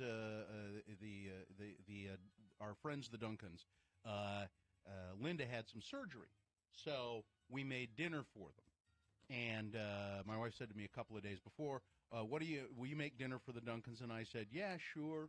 And I said, well, what should I make? Maybe I'll make lasagna. And then I thought, no. Dave's from an Italian family. He grew up eating Italian food, and his mother cooks Italian. I'm not going to make lasagna. I know, a big pot of chili. I'll make a big pot of chili. So I have all this planned, and then the day before yesterday, I said, well, I'm going to make that chili for the Duncans tomorrow. My wife said, well, chili? It's hot. It's not chilly weather. It's not chilly weather. She's right. I thought of chili when it was rain. It was rainy last week, and it was kind of rainy and drizzly. And I said chili, and then she said, "Well, it's not chilly weather." And I thought, "Come now, wait a minute though. I like a good bowl of chili anytime." Chili is Here's why. Actually, hot weather is chilly weather. Yeah. Why is it that in the Latin American countries, that's where all the spicy food is? Yeah. It's because it's so hot. They want to sweat so that it cools them down. So make it spicy, and it's chilly weather. Yeah. I just go. I just don't understand why there has to be a certain weather for certain food. No, it's like if Joe, it's good chili, Joe makes anytime. these stews, but he can only do it like in the fall and the winter. Like But that's having mainly because he has clients in town. No, but like you don't have stew in July. Sure you do. Stew is a cold weather. That's true. We make chicken noodle soup, and You don't ever do we it in the only do summer. that when it starts to get cold. But you can do it. But I think that you could, and again with the spicy, that's what I think. Well, that's fine. You You're guys go making ahead. chili. You guys go ahead and pigeonhole yourselves. I am going to be the guy who has grilled cheese and tomato soup any day of the week. When it's 100 degrees No, outside, I had grilled that a few cheese weeks and- ago. I had that a few weeks ago because we had tomatoes from Dad's garden, and we had too many. So you made tomato soup? So Sue made tomato soup, and we had grilled cheese. By the way, you can always bring me more tomatoes. Oh, okay. Smoked Gouda, grilled cheese. Yeah. Awesome. Gouda. So that's I'm going to be the guy because I like a good You bowl break of the chili. rules there, Anytime. Bill. Stu, you have Joe next summer. Okay. Right. Have Joe make me a stew. We'll have you over for stew. I'm telling I'm you. not following society's rules. I'm not putting up with that chilly weather. That's right. I'm going to eat chili anytime I want. Don't try to tell me. Sometimes I felt a little tied down by a mortgage, kids. I felt tied down by. You're pushing back. That's it, baby. Push back. That's it. Take that. No more crap for me. I'm eating chili in the summer. Take that, society. In your face, man. Always being held down by the man. That's it. All right. Chili for me. That's right. Thank Don't you. chain Thank me you. down with your manners. Exactly.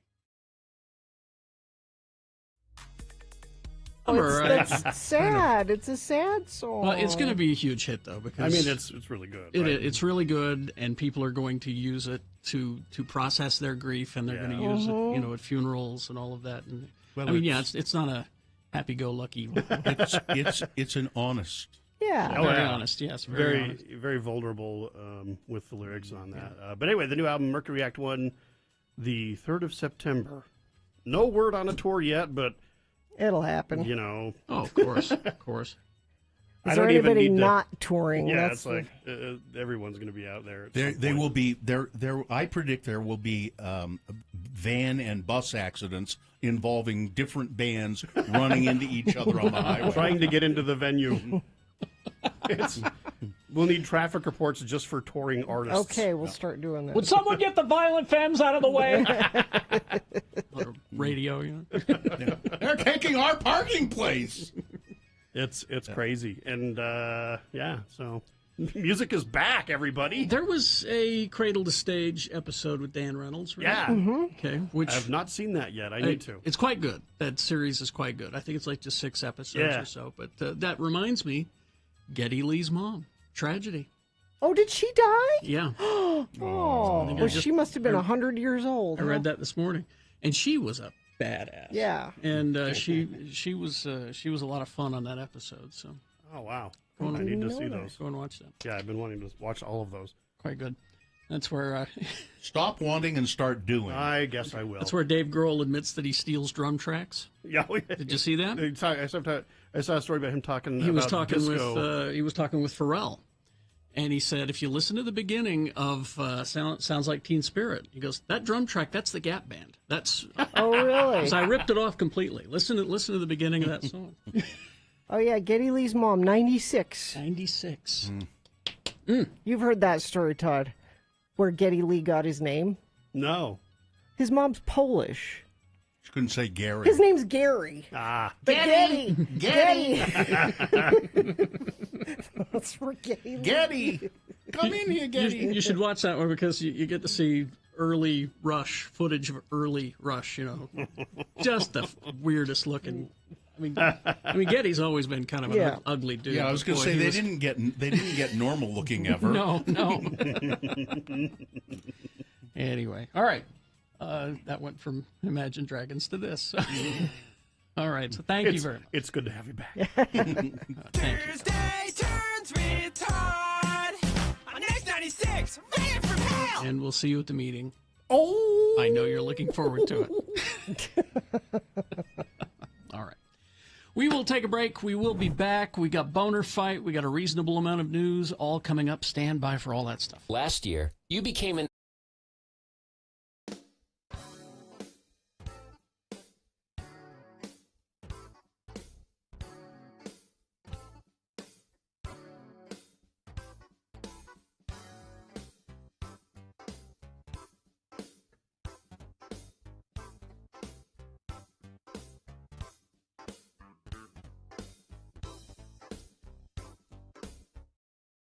I find this on my desk when I come in this morning. This leaves a bad taste in my mouth as well. Well, it says it's a postcard. Greetings from fabulous Moab, Utah. Fabulous. And it's a postcard from the Poison Spider Bicycle Shop. It's a well-known bicycle shop down in Moab. It's got a giant, horrific spider on it chasing a bicyclist through the red rocks of I like Moab. that. Looks like one of those old movie posters. Yeah. And then on the back it says Carrie and Bill, and it's written by someone who assigns themselves very disappointed fan. Very Disappointed enough to send a postcard. Wow. Somebody who looks like they might have been drunk because it's barely decipherable. Scribbled. Carrie and Bill, although you are entertaining, why do you disrespect and bully Gina Barberi on your show? She is the voice of reason. Voice of reason. Did you hear that? You're now the voice of reason. It's my dad's thing. Intelligent and kind. I guess this is kindness. Kindness. It's. I like it when drunk people stick up for me. Yay. You both behave like Jackanapes. Jackanapes, please. misogynistic. Oh, misogynists. Gina should be something. Do you want me to try treated much better as a professional. Thank you, Very- drunk friend of the program. Very disappointed fan. See if that doesn't look like a drunk person wrote it. Or no, you know what? I just changed my mind. It was written by an ancient person, an ancient human being. It's a former Tom Barberi fan who now like Sheena. I am not a crackpot. Oh, I appreciate that. This took effort. Yeah. They had to very old purchase a postcard, buy a stamp. It's a retiree in Anyone, Moab. anyone can send an angry email. That takes no effort at all. An angry postcard. This took. It's by someone who effort. doesn't know what email is. They're so old they don't know what email is. I appreciate it. I think you should. It's your old fan in Moab. In Moab. I'll take it. Signed old timer in Moab. Well, you should take it. It's great. Can I keep that? I want to keep that. Yeah. It's Gina's fan mail. Okay. What? She gets it from prison and prison I'll mail. take the fans I can get. And You, the you elderly. go to a show with the fans that you have, Ben not Marsh. the fans that you want. Ben Marsh and the old timer in Moab. I got me a free postcard out of the Poison Spider bicycle shop, and I'm sending this to those misogynistas. Another thing, I am very happy with this. You should be. I will tweet out a picture of my fan. Said, oh, Gina had a couple of glasses of wine and fired off some postcards, huh? Right. Yeah, how do we know Moab. that? That didn't come from Moab. This isn't from Moab. It's a postcard that you got when you were bicycling before you married your husband in Moab. When you came back with chafing. That was just after I got married. That's Remember, I was pregnant and I didn't You know. were. Oh yeah. Mm-hmm. That's right. That's right. You were trying to impress your husband. Yes. The one and only time you went biking with your husband. That was it. He do I recall? You got a new bike. You Yeah. bought a bike. Yep. And that was the only time you rode that bike. Yeah. It doesn't. It's too big for me. Is it still? It's too big. I can't sit on it. My feet don't. Okay, it's 9:17. Okay. And we're early. Well, oh, you can see us at x96.com/live. We're back in the studios. So you can see me eating a donut. See you eating a donut. You not just hear Bill eating a donut, but watch him eating a donut. It's a whole two senses experience. Mm-hmm. Where are these from? Oh, I ask you. It says, I think it just says the Donut Shop on Oh, State look. Street. They're quite good. You don't need to look. Well, okay. Well, she just any excuse to leave the any studio. excuse to just walk out. Yeah. It's strange sitting on my stool. Mm-hmm. I haven't sat on my stool in a long time. But, well, It's the Fresh Donut and Deli on State Street. Oh, okay. Cause see the seat I have at home, I got one of those cushions from Purple, those squishy. Are those nice? I want one of those. They're really heavy. They're really nice, but they're very heavy. That's what Bill needs a Do cushion. they raise? I just need something to raise me up an inch. We got a phone book somewhere? I mean, really, What's a yeah. phone book? Well, they show up in your driveway still. A phone book, Gina, is a book where you look in it and there are all kinds of different phones that you can order. Luckily for my convenience, the phone books have been arriving on trash day. So when I'm bringing the bins, when I'm bringing the empty bins in from the street, I can just toss it right in. I don't get those anymore. Really? No. Maybe you do. And you know what someone's I do? Taking them. You know what I do have so it's been in my front yard for over a week now. What? A scooter. Like a bird scooter? One of those? One of those, not that one, but it's the orange ones, whatever that is. I don't know.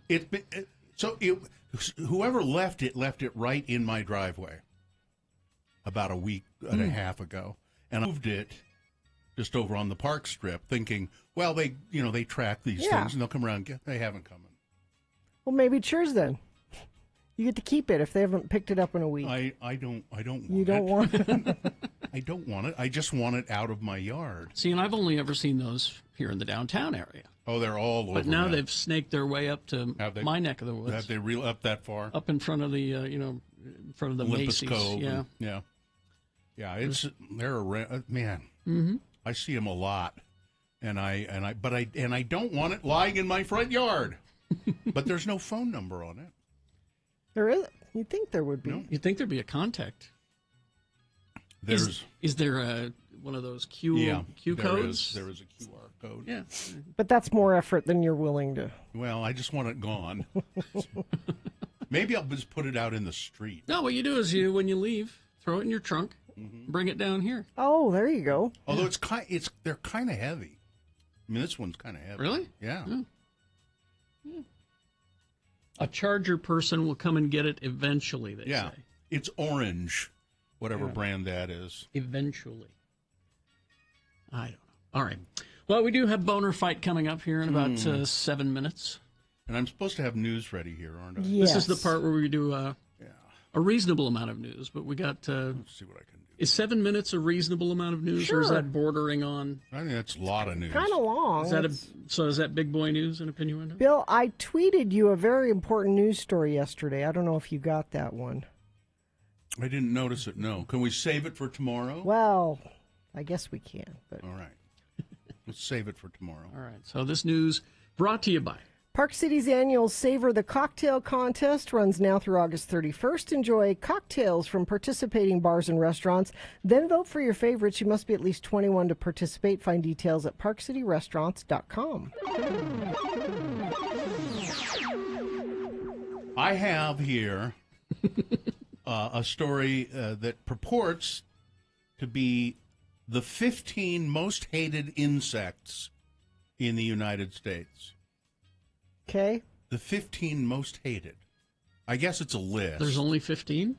The 15 most It's hated. Radio from Hell with another list, because people love a good list. X96. Now, the people they don't like bugs, and these are the ones that they really don't Is the yellow jacket on there? I hate Yes. the yellow jacket. Yes, there you go. So, starting from the bottom, cicadas. Yeah. But then the next one, and I like these bugs, ladybugs. Who hates ladybugs? Nobody hates ladybugs. That's a stupid list. Number 14, ladybugs. That's a dumb list. Nobody hates ladybugs. Number 13, yellow jackets. You can't put yellow jackets and ladybugs on the same list. Number 12, gnats. Oh, gnats are terrible. So is a worm an insect? Oh. Number 11, worms. They're not insects. Okay, this list is Number 10, terrible. centipedes. Also, Number 9, hornets. Yeah. Number 8, wasps. Yeah. So you got your yellow jackets, your hornets, and your wasps. Yes. That's all they're the all same essentially thing. the same bug. You know. Then number 7, bees. Who hates You don't bees? hate bees and ladybugs. They're in a beloved list. That's where they belong. Ticks, number 6. Oh yeah, ticks are terrible. Termites, number 5. Yeah. Mm-hmm. Mosquitoes, Yeah. I hate 'em. 4. Ants, number 3. Oh, who hates? Well, Okay. they can be They a can be, nuisance. yeah. Spitters, I don't even know what that is. What's a spitter? you know, like an arachnid, a spitter. Oh, spider. Oh, a spider. A spider. Is that how you say that? Yeah. Okay. And then number 1, cockroaches. Well, of course. But what? Bees and ladybugs do not belong on that And list. do worms belong on the list? No. Are there explanations for these things? Let's see. The average respondent to the survey apparently losing 36 hours of sleep, stressing about insects. It's no wonder the group said that they pay an average of $2,241 to never encounter a bug anywhere in the world. This is people who hire bug killers. Exterminators. Exterminators, thank you. I'm really tired. So, but does it go through each one and say why? No. This is a terrible list. Yeah. I think We hope you'd enjoyed another No, I list didn't. We with hate Radio it. from Hell on X96. But fears are not rational. No one's afraid of a ladybug. Who? What? Yeah. I have a family member, a couple of family members who are just terrified of moths. Hate moths. Hate them. Moths, I don't care. I don't want to go to sleep with one in the room. But I don't But I fear don't- it or no. hate it. You know, you get dust on you. You know. Britney Spears maybe is going to officially retire. It says here. Well, she hasn't done anything in a long time. She's been in the music industry since the late 90s and has allegedly voiced her intention to retire from a music career for good. Her, let's see, this is a letter that an attorney, her attorney got, I think. It's been over 2.5 years since Brittany and I last communicated, at which time she informed me she wants to take an indefinite work hiatus earlier today, I became aware that Brittany had been voicing her intention to officially retire. As you know, I have never been a part of the conservatorship nor its operation. Oh, this is her mom. So I'm not privy to many of the details. I was originally, anyway, so maybe she's going to retire. Well, she hasn't really worked any. I mean, yeah, that's true. I think she's been retired. But not officially. Speaking of Britney Spears, another music documentary that you should watch. I think I told you about one called This Is Pop. Yes. It's on Netflix. Yes. As you find out that most of the hits of that time period were written by the same group of guys in Sweden. Really? You'd be surprised at the number of hit songs from the 90s that same that guys originated from the same group of guys in Sweden. Now, are they a band, or that's all they do is write for other people? They're in other bands, but they mostly write for other people. So that who are these mysterious Swedes? I can't remember their names. That's exactly it, though. They're mysterious. But that's where most of the Hit Me Baby One More Time. Yeah. That was written by them. So they're crazy wealthy, and nobody knows who they are. Nobody knows That's who like they a are. dream. It's fascinating. I'm telling you. Watch the series. It really is interesting. Governor Greg Abbott of Texas, trailing his potential challenger, really, Matthew McConaughey. Yep.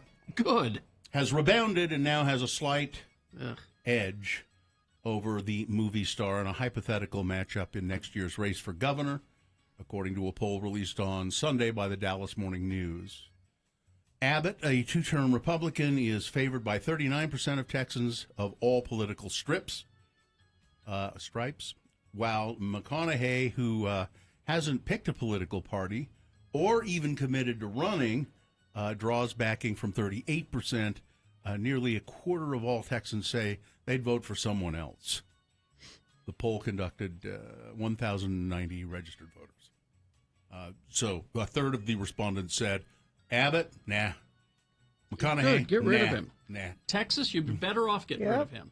I don't know if you'd be better off getting rid of him. I don't know if you want to put Matthew McConaughey in as all right. That's not the answer. No, I don't. But getting rid of Abbott is the way to go. Let's see. Of course, it's Texas. I don't plan on ever being there. Ever. Joe Rogan moved to Texas. Did he? Yeah, from Los Angeles. He Why? moved his family to Austin. Why? Because he didn't want to have guests anymore? He said... famous ones? He said that... I don't think Joe Rogan is worried about having guests. No. They'll turn up in Austin if they have to. Gee, why would he be in Austin? That's like the one place in Texas you want to go. Yeah, I mean, it's apparently a nice place. But you've been there, I know, Gina. Yeah, it is a nice place. Salt Lake City, hot. Ugh. Is it hotter than usual? Well, yes. Mm-hmm. Record-breaking. 5 summer heat records have already been broken, which will outpace previous averages. Dramatic increase in summer records over the past 100 years, with the last 10 years nearly doubling the previous decades. And while 100-degree days are not unexpected for the Wasatch Front, they are far less frequent than they have been in the last. And we're going to have a couple of them this week, 103 expected Wednesday and Thursday. But everything will be okay here in the end times. It will? Yeah, sure. It's the end. This is what this is what we've been preparing for, Gina. I'm not prepared. This is why we have food in our basements. Biblical. A Jeep. It's a Jeep thing. You wouldn't understand. I don't understand. The most patriotic auto brand. Yeah, I can see that. I've been called a Marxist and a communist so often I can understand that I don't understand Jeeps. So. Yeah, they are. There was a survey, and the number one America car. I see that. Okay. Thought it would be the F-150 pickup, but yeah, it's close second. Is it close second? Yeah. All right. It's Boner Fight with Radio from Hell on X96. I got some donut on my face. I can't get rid of it. All right, here we go. The winner from round one. A pretty good candidate. Golden Blondie unloads on Le'Veon Bell. Yes, Golden Blondie is woman number 6 or 7 by which he has had children, none of whom he supports or even acknowledges, apparently. Mr. Bell is also a free agent in the looking for a team to play for in the Good NFL. luck. I don't think it's going to happen. That's going up against number 2. Well, she didn't have to go far to go to the bathroom. Woman gets up out of bed to go to the bathroom, and she finds that the bathroom is on her floor. Everywhere in her apartment. Everywhere. All right. That's number 2. You've got to decide of these two candidates which one is the worst, which one deserves to be boner of the day for today. 1 or 2, remember your candidate number, the one that you think should win. Put that single digit in the message of a text and then text that to 33986. Or you can call the producer's booth. They'll take your voice vote in the room right over there. 877-602-9696. Use your voice. Or go online, x96.com. Look for the box that says Boner Fight, July 6, 2021, and vote there. More than likely, you won't see that box right away because we just put it up on the website. So refresh your internet browser, and it should appear, and you can vote online. All right, you have until the end of these messages. Let's go. This is Boner of the Day.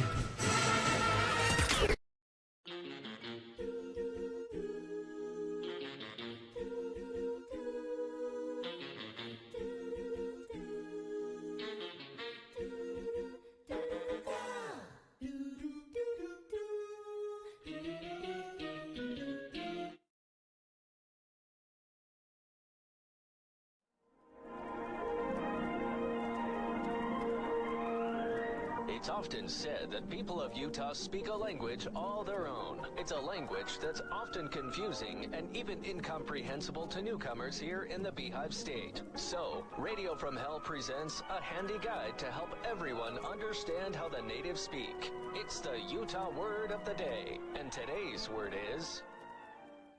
Druthernother. D-R-U-T-H-E-R-N-U-T-H-E-R. Druthernother. And now, to use this fine compound word in a sentence, we call upon LeVar and LeGrand to work their magic and show you how this very complex Utah word works in conversation. Here the boys are debating the virtues of various Halloween treats, and which treats it was the best to get when they were young trick-or-treaters. The word is druthernother. Heck fire, LeGrand. It sure is a sad one this year. Halloween's coming, and it looks like the government ain't going to allow trick-or-treating, and the kids is going to be so sad when we have to tell them. Well, it sure is. Danged old government anyway. I mean, can they legally do that? Just cancel Halloween without a second thought? LeGrand, if the feds can make you cover up your smile with a COVID mask, they sure as heck can cancel Halloween. Well, I suppose. But you know, the kids would be wearing masks just like the government wants them to, so why not let them go house to house begging for candy? I'll tell you why, my friend. Socialism, that's why.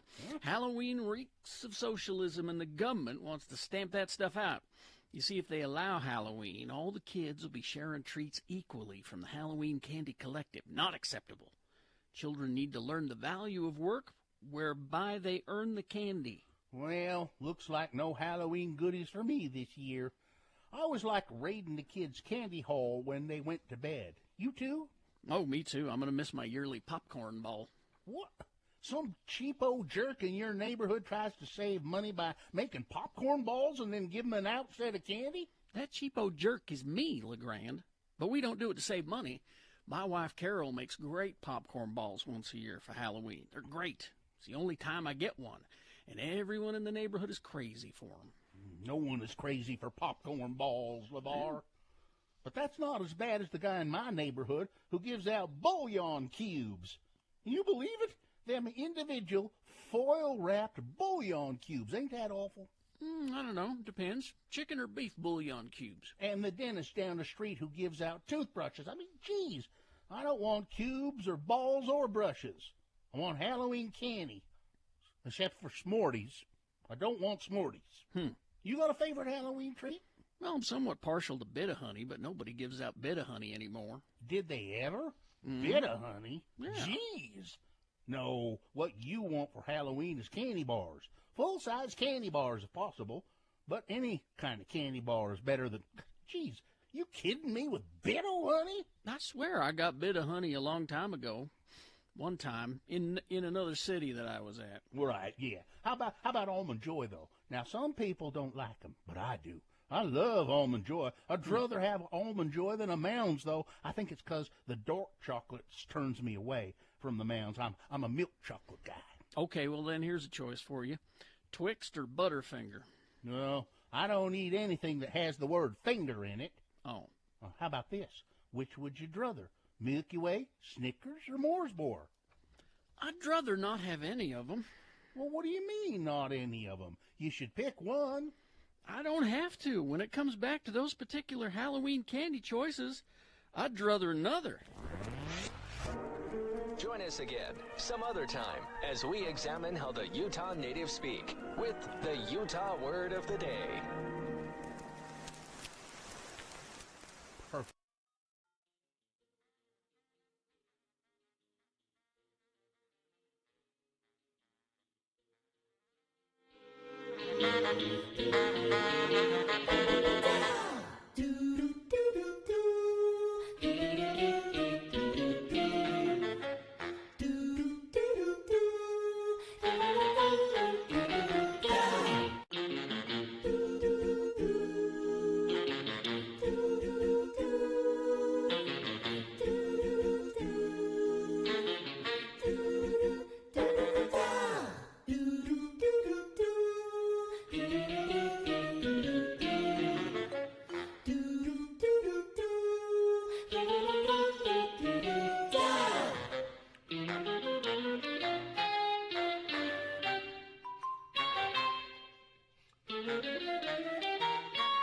All right, it's 9:37. Let's award boner of the day.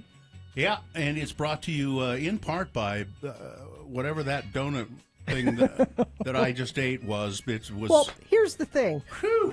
Bill ripped off a piece of the donut, and he said, "Oh yeah, I don't know if I can eat that." And I said, "Well, you have to now. Nobody's going to touch that after you've ripped a piece of it off." A lot of times people will tear a donut in half, and somebody will eat the other half. Not in these times. Yeah, that's We're a good in different point. times. I'd only do that in my house. That's a good point. That's a good point. And prices clearly listed at VWLayton.com. They've calculated all the leases and monthly payments right down to the penny on all new Volkswagens at Volkswagen Layton. You know, they didn't have to get donuts. They could have just given. If they had brought in a box of brand new pencils, Yeah. I would have been happy with that. Here on day one. So we had boner candidate number one in the boner fight. Golden Blondie unloads on Le'Veon Bell because he's a turd. I mean, he's fathered all of these kids by different women. He doesn't take care of them, and he goes around talking like he's God's gift to football. He's not. And that went up against number two. Well, she didn't have to go far. Poor woman. She gets up to go to the bathroom, and it's all over her floor. Oh, and the video was so gross. And, you know, by 6 votes, that's who won. Number Really? two. That Yeah. was the winner? Okay. Well, there you go. It's your boner of the day for today, 7/6/2021, and is now qualified to be boner of the week. That will be decided by Dave the Flower Guy on Friday at about this time. I don't know if I was just worried about day one coming back to the studio. I really did not sleep a wink. I went to bed at around 8:30, and I just got up at 3. See, and it's strange because I went right to sleep, slept fine. It was my wife who was up all night nervous. Nervous for you? For me. Well, I think it's worked. I think we did it. We What? did it. But Gina, there's 20 minutes left. Yeah, we it's can not still over yet. we can still ruin it. Mm. There's still 20 minutes to ruin the show. So I've been home and been able to do whatever my kids needed doing. Mm-hmm. And I usually hire some help during the summer because they have things they need to get to. And Wranglers? You Yeah. hire wranglers? Is Yeah. that people with ropes and And, lassos. Jonesy's 15. She's so close to, Oh. I would feel comfortable giving her the car keys now. She would be, would be fine. If you lived on a farm. I know. I have a 17-year-old, and I say to her, "You want to drive? You want to learn to drive?" I don't know. Nah, I don't know. Well, tell your 17-year-old if they want to go anywhere, you're not taking them anymore. So they need to. Well, that's it. I mean, that's it. Where would I go? Oh. I have nowhere to go. So it's Jonesy's birthday's in January, and she will get her license like that day. Mm-hmm. But until then, she has a job, so it's getting her to the job and getting Muhammad to soccer. And I've been able to do those things. Like, we've had meetings where it's a Teams meeting, and I just put it on in my car and listen while I'm driving. And I can't do that anymore if I'm here. Mm-hmm. So today, Muhammad had to get himself to soccer practice by himself. Like, What, did he walk? No, Did he thumb? he has one of those one wheels. One wheels. It's like a electric unicycle. What? Kinda. It's like an Yeah. electric. You stand on Yeah. either side of this big wheel. Yeah, and it's electric, and It's really dangerous. Yeah, Wow. it is. Sounds like it. So he one-wheeled to soccer, and there was nobody at home to say, okay, soccer practice starts in 20 minutes, so you got to leave now, and you have your water bottle, How do and you, have... how do you know he I have no idea. I hope. How do you know he's not still in bed? I have no idea. This is what I'm saying. The phones are out, right? This is weird. The phones are out at your house. Well, no, I'm doing this, but I hope he got up and dressed and out the door. I don't know. If not, it's on him, I isn't it? guess. Yeah. Jonesy, I don't worry about because she will get herself up and ready and I don't worry about her. But Muhammad, not so much. You need to teach him to hitchhike. Teach both of them to hitchhike. No, I don't think so. See, what to look for, and not just to be safe. And this is why I don't understand why car services, Lyft or Uber, Mhm. they have what is it? You have to be 18 or something. I think. I didn't know that. And it would just be so handy for, if there was some sort of parental permission or something Yeah. that you could sign over and then they could call a Lyft. As an adult, can't you go put your kid in a car I don't know. and say take him to? I don't know what. Do you know what? I've tried that, but not Uber or Lyft, just flagging down cars and saying, "Could you please take this wherever you're going? I don't care." If I were an Uber or Lyft driver, though, I wouldn't want the responsibility of driving somebody's And maybe kids. that's it. Maybe that's I wouldn't want to deal with that. If I were an Uber or Lyft driver, I wouldn't want children in my car just because they ruin Dirty children. Yeah, they'd ruin everything. Well, So I don't know. We'll see if Muhammad made it or not. Well, I've never have to- ever been able to flag somebody down and get them to take my kids. Please take They'll them. stop, but they will. They'll stop, but when I say, "Please," well, I don't care where you're going. Take this one with you. They say no. It's a little bit of advice. Keep trying. I will. Somebody will take you up on Somebody that will offer step up. someday. Okay. Someday. All right. We'll take a break. We'll be back after these. Many of us take for granted having supplies to go back to school, but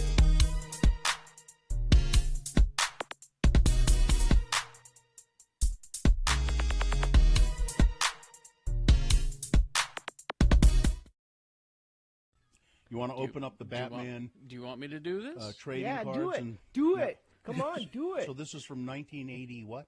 It says 1989. This is from a classic pack of Batman movie. The first, the Michael Keaton one, not the first Batman movie, but the Michael Keaton one. The real Batman. Well, yeah, from 1989.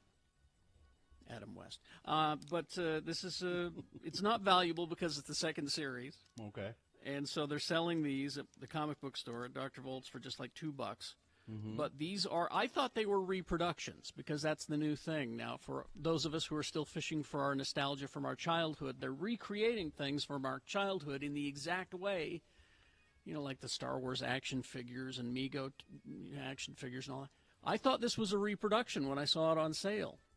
But no, really, it's original. these are from 1989 Batman trading cards, So 9 that- cards. that one- gum is how 9 old? cards, 1 sticker, and 1 stick bubble gum. That gum is, Do let's the math. see. Tell me how old this Well, gum see, is. 1990, 1989, so 1990, that'd be 10 to, that'd be 31 years old.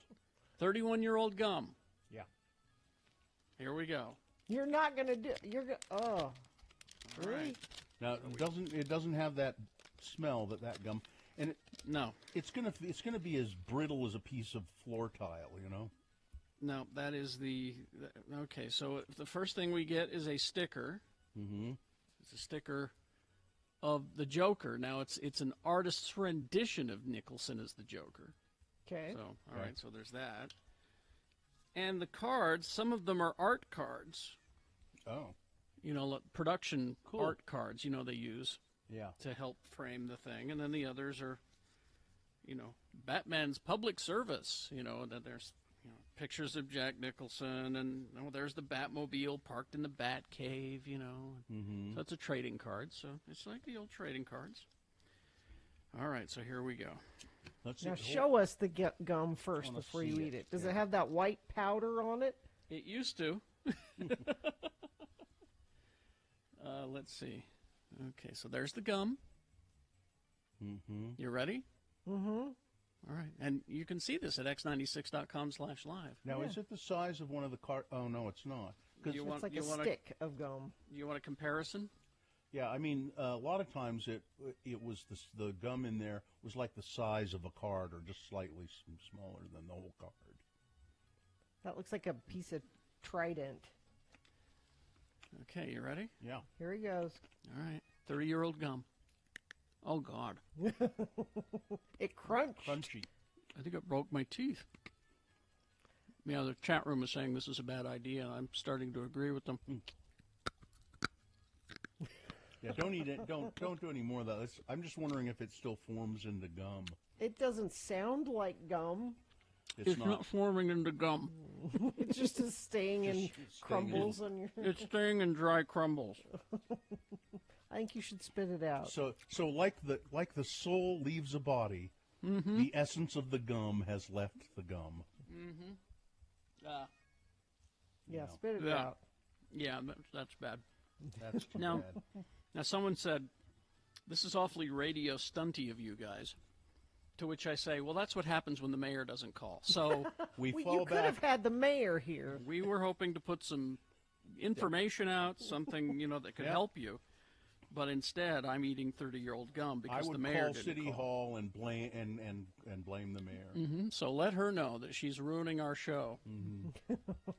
by not showing up. She could have been having important mayoral business. Yes. That's not our problem. Mm. Although Wow. she's now made it our problem.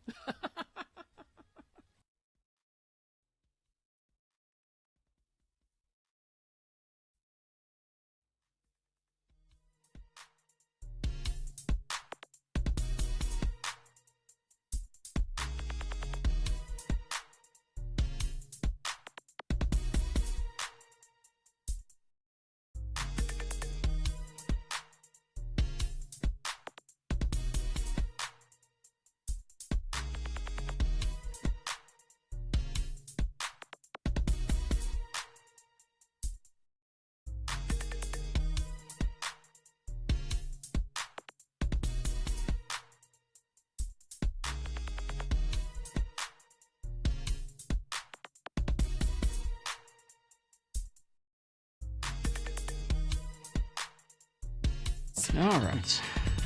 It reminds me of an old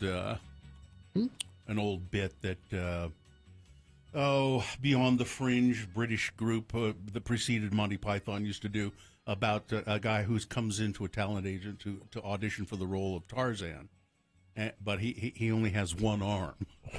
It says, well, we don't really have much call for one armed Tarzan. He's got to swing from the vines. How can he do that? I can swing with one arm. I forget who, Peter Cook and Dudley Moore, maybe. A funny bit. So, hi. Hi. What are we doing here? Whatever you'd like. So my vacation. Yes. We so we camp along the way to break up the trip because it's a long. Did you break up your trip, or did you drive straight through to 13 Washington? hours. Yeah. No, I didn't. No. Broke it up. Stayed in Baker City, Oregon on the way up.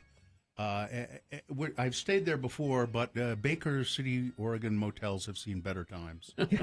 And so we stayed in Ontario, which is still in Oregon, I believe, on the way back at a nicer place. We camp in Dillon, Montana on the way. And in Dillon, there was a Trump parade. Was he in it? He might have been. There were like 6 trucks, and you know the type, with the big flags and the signs. Capable of rolling coal. Yep. And they're driving through town, and we watched them pull up in front of their clubhouse, is what I decided to call it. Mm-hmm. It was a brick building in town that was completely painted with MAGA stuff. Like, really? Like that's a clubhouse. Like the storm is here, and no sheeple allowed. No sheeple allowed. That's funny. That's good. I mean, it told you where you didn't want to go. That's right. And they all pulled up and got out and went. And I'm just wondering, what are they doing in there? What are they?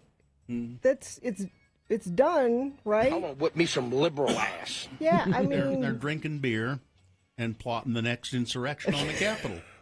I mean, kind of. That's what I was thinking.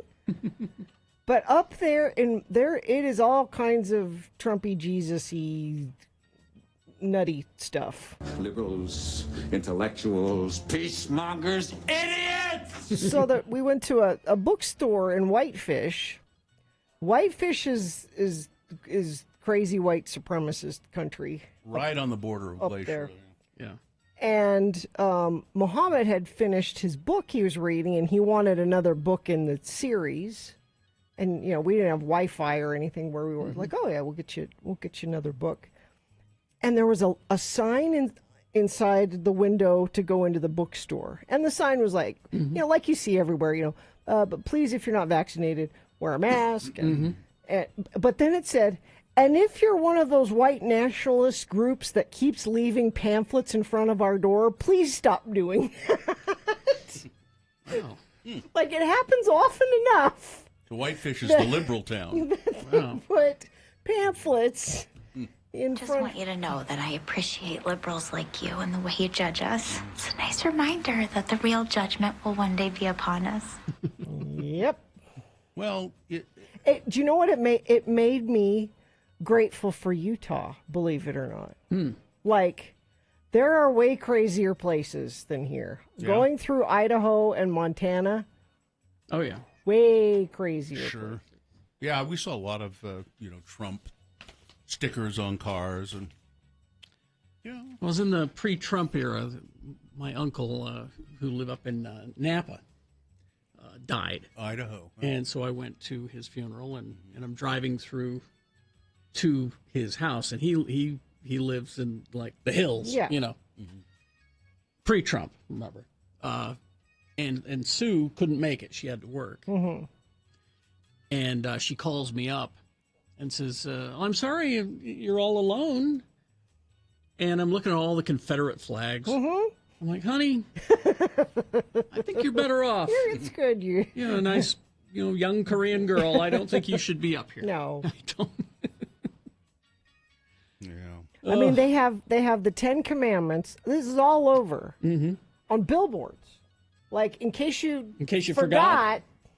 Oh, I'm not supposed to covet my neighbor's wife. Oh, that's right. Well, I think that's just a public service to have that available. Yeah. Because gluttony, I forget all the time. time. Liberals, I hate them so much. Well, Happy to get back to liberal Utah. That's I know what. who you are, both of you, and you got a hell of a problem because I don't like your program. It's condescending and smart-ass. You make fun of people like my family, people like my friends, and people like me. Yep. I just, I try not to engage. No.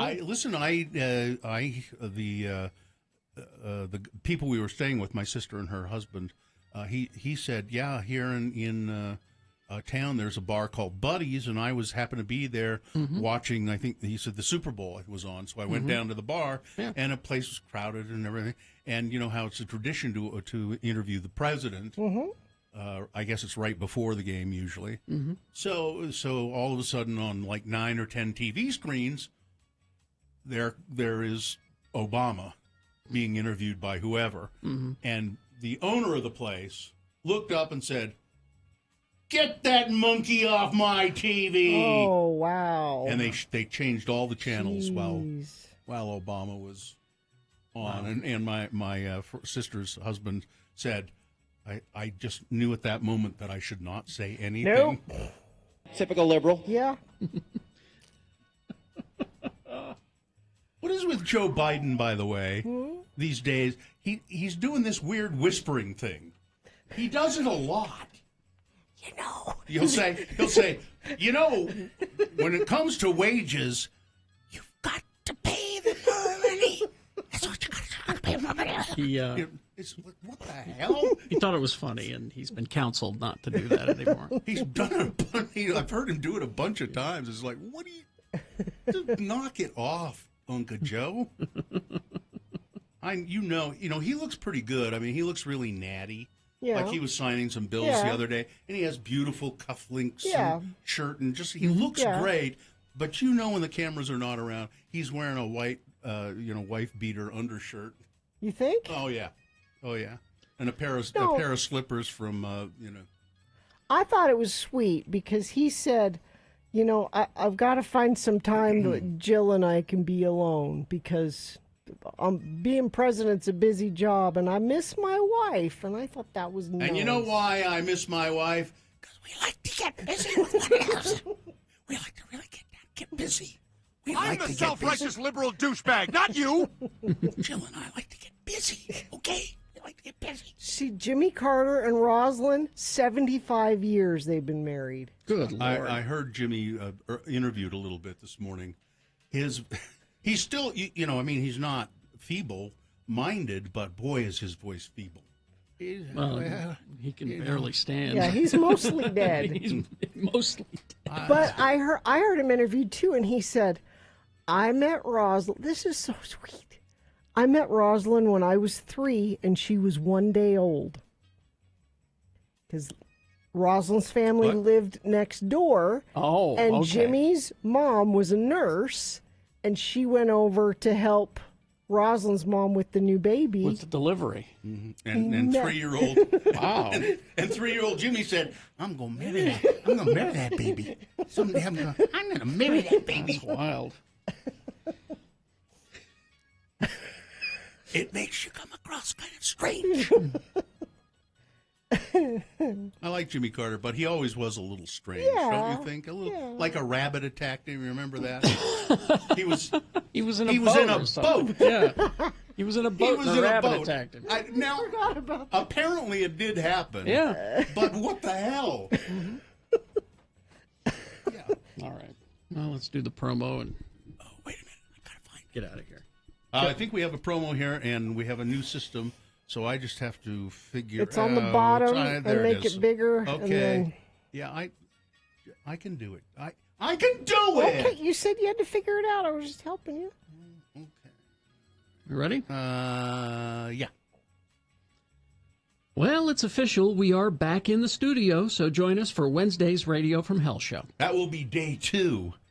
We don't love change, and I kind of want that to go. Luckily, Things That Must Go happens at 6:45, so let us help you with your must-goes. Just email them to radiofromhell@x96.com, and we'll use our radio powers to help. Then at 7:45, Dr. Cobble will join us and answer any questions you might have about COVID and vaccine questions, so please get ready to call in. And, of course, there will be more on Wednesday's Radio from Hell show at X96.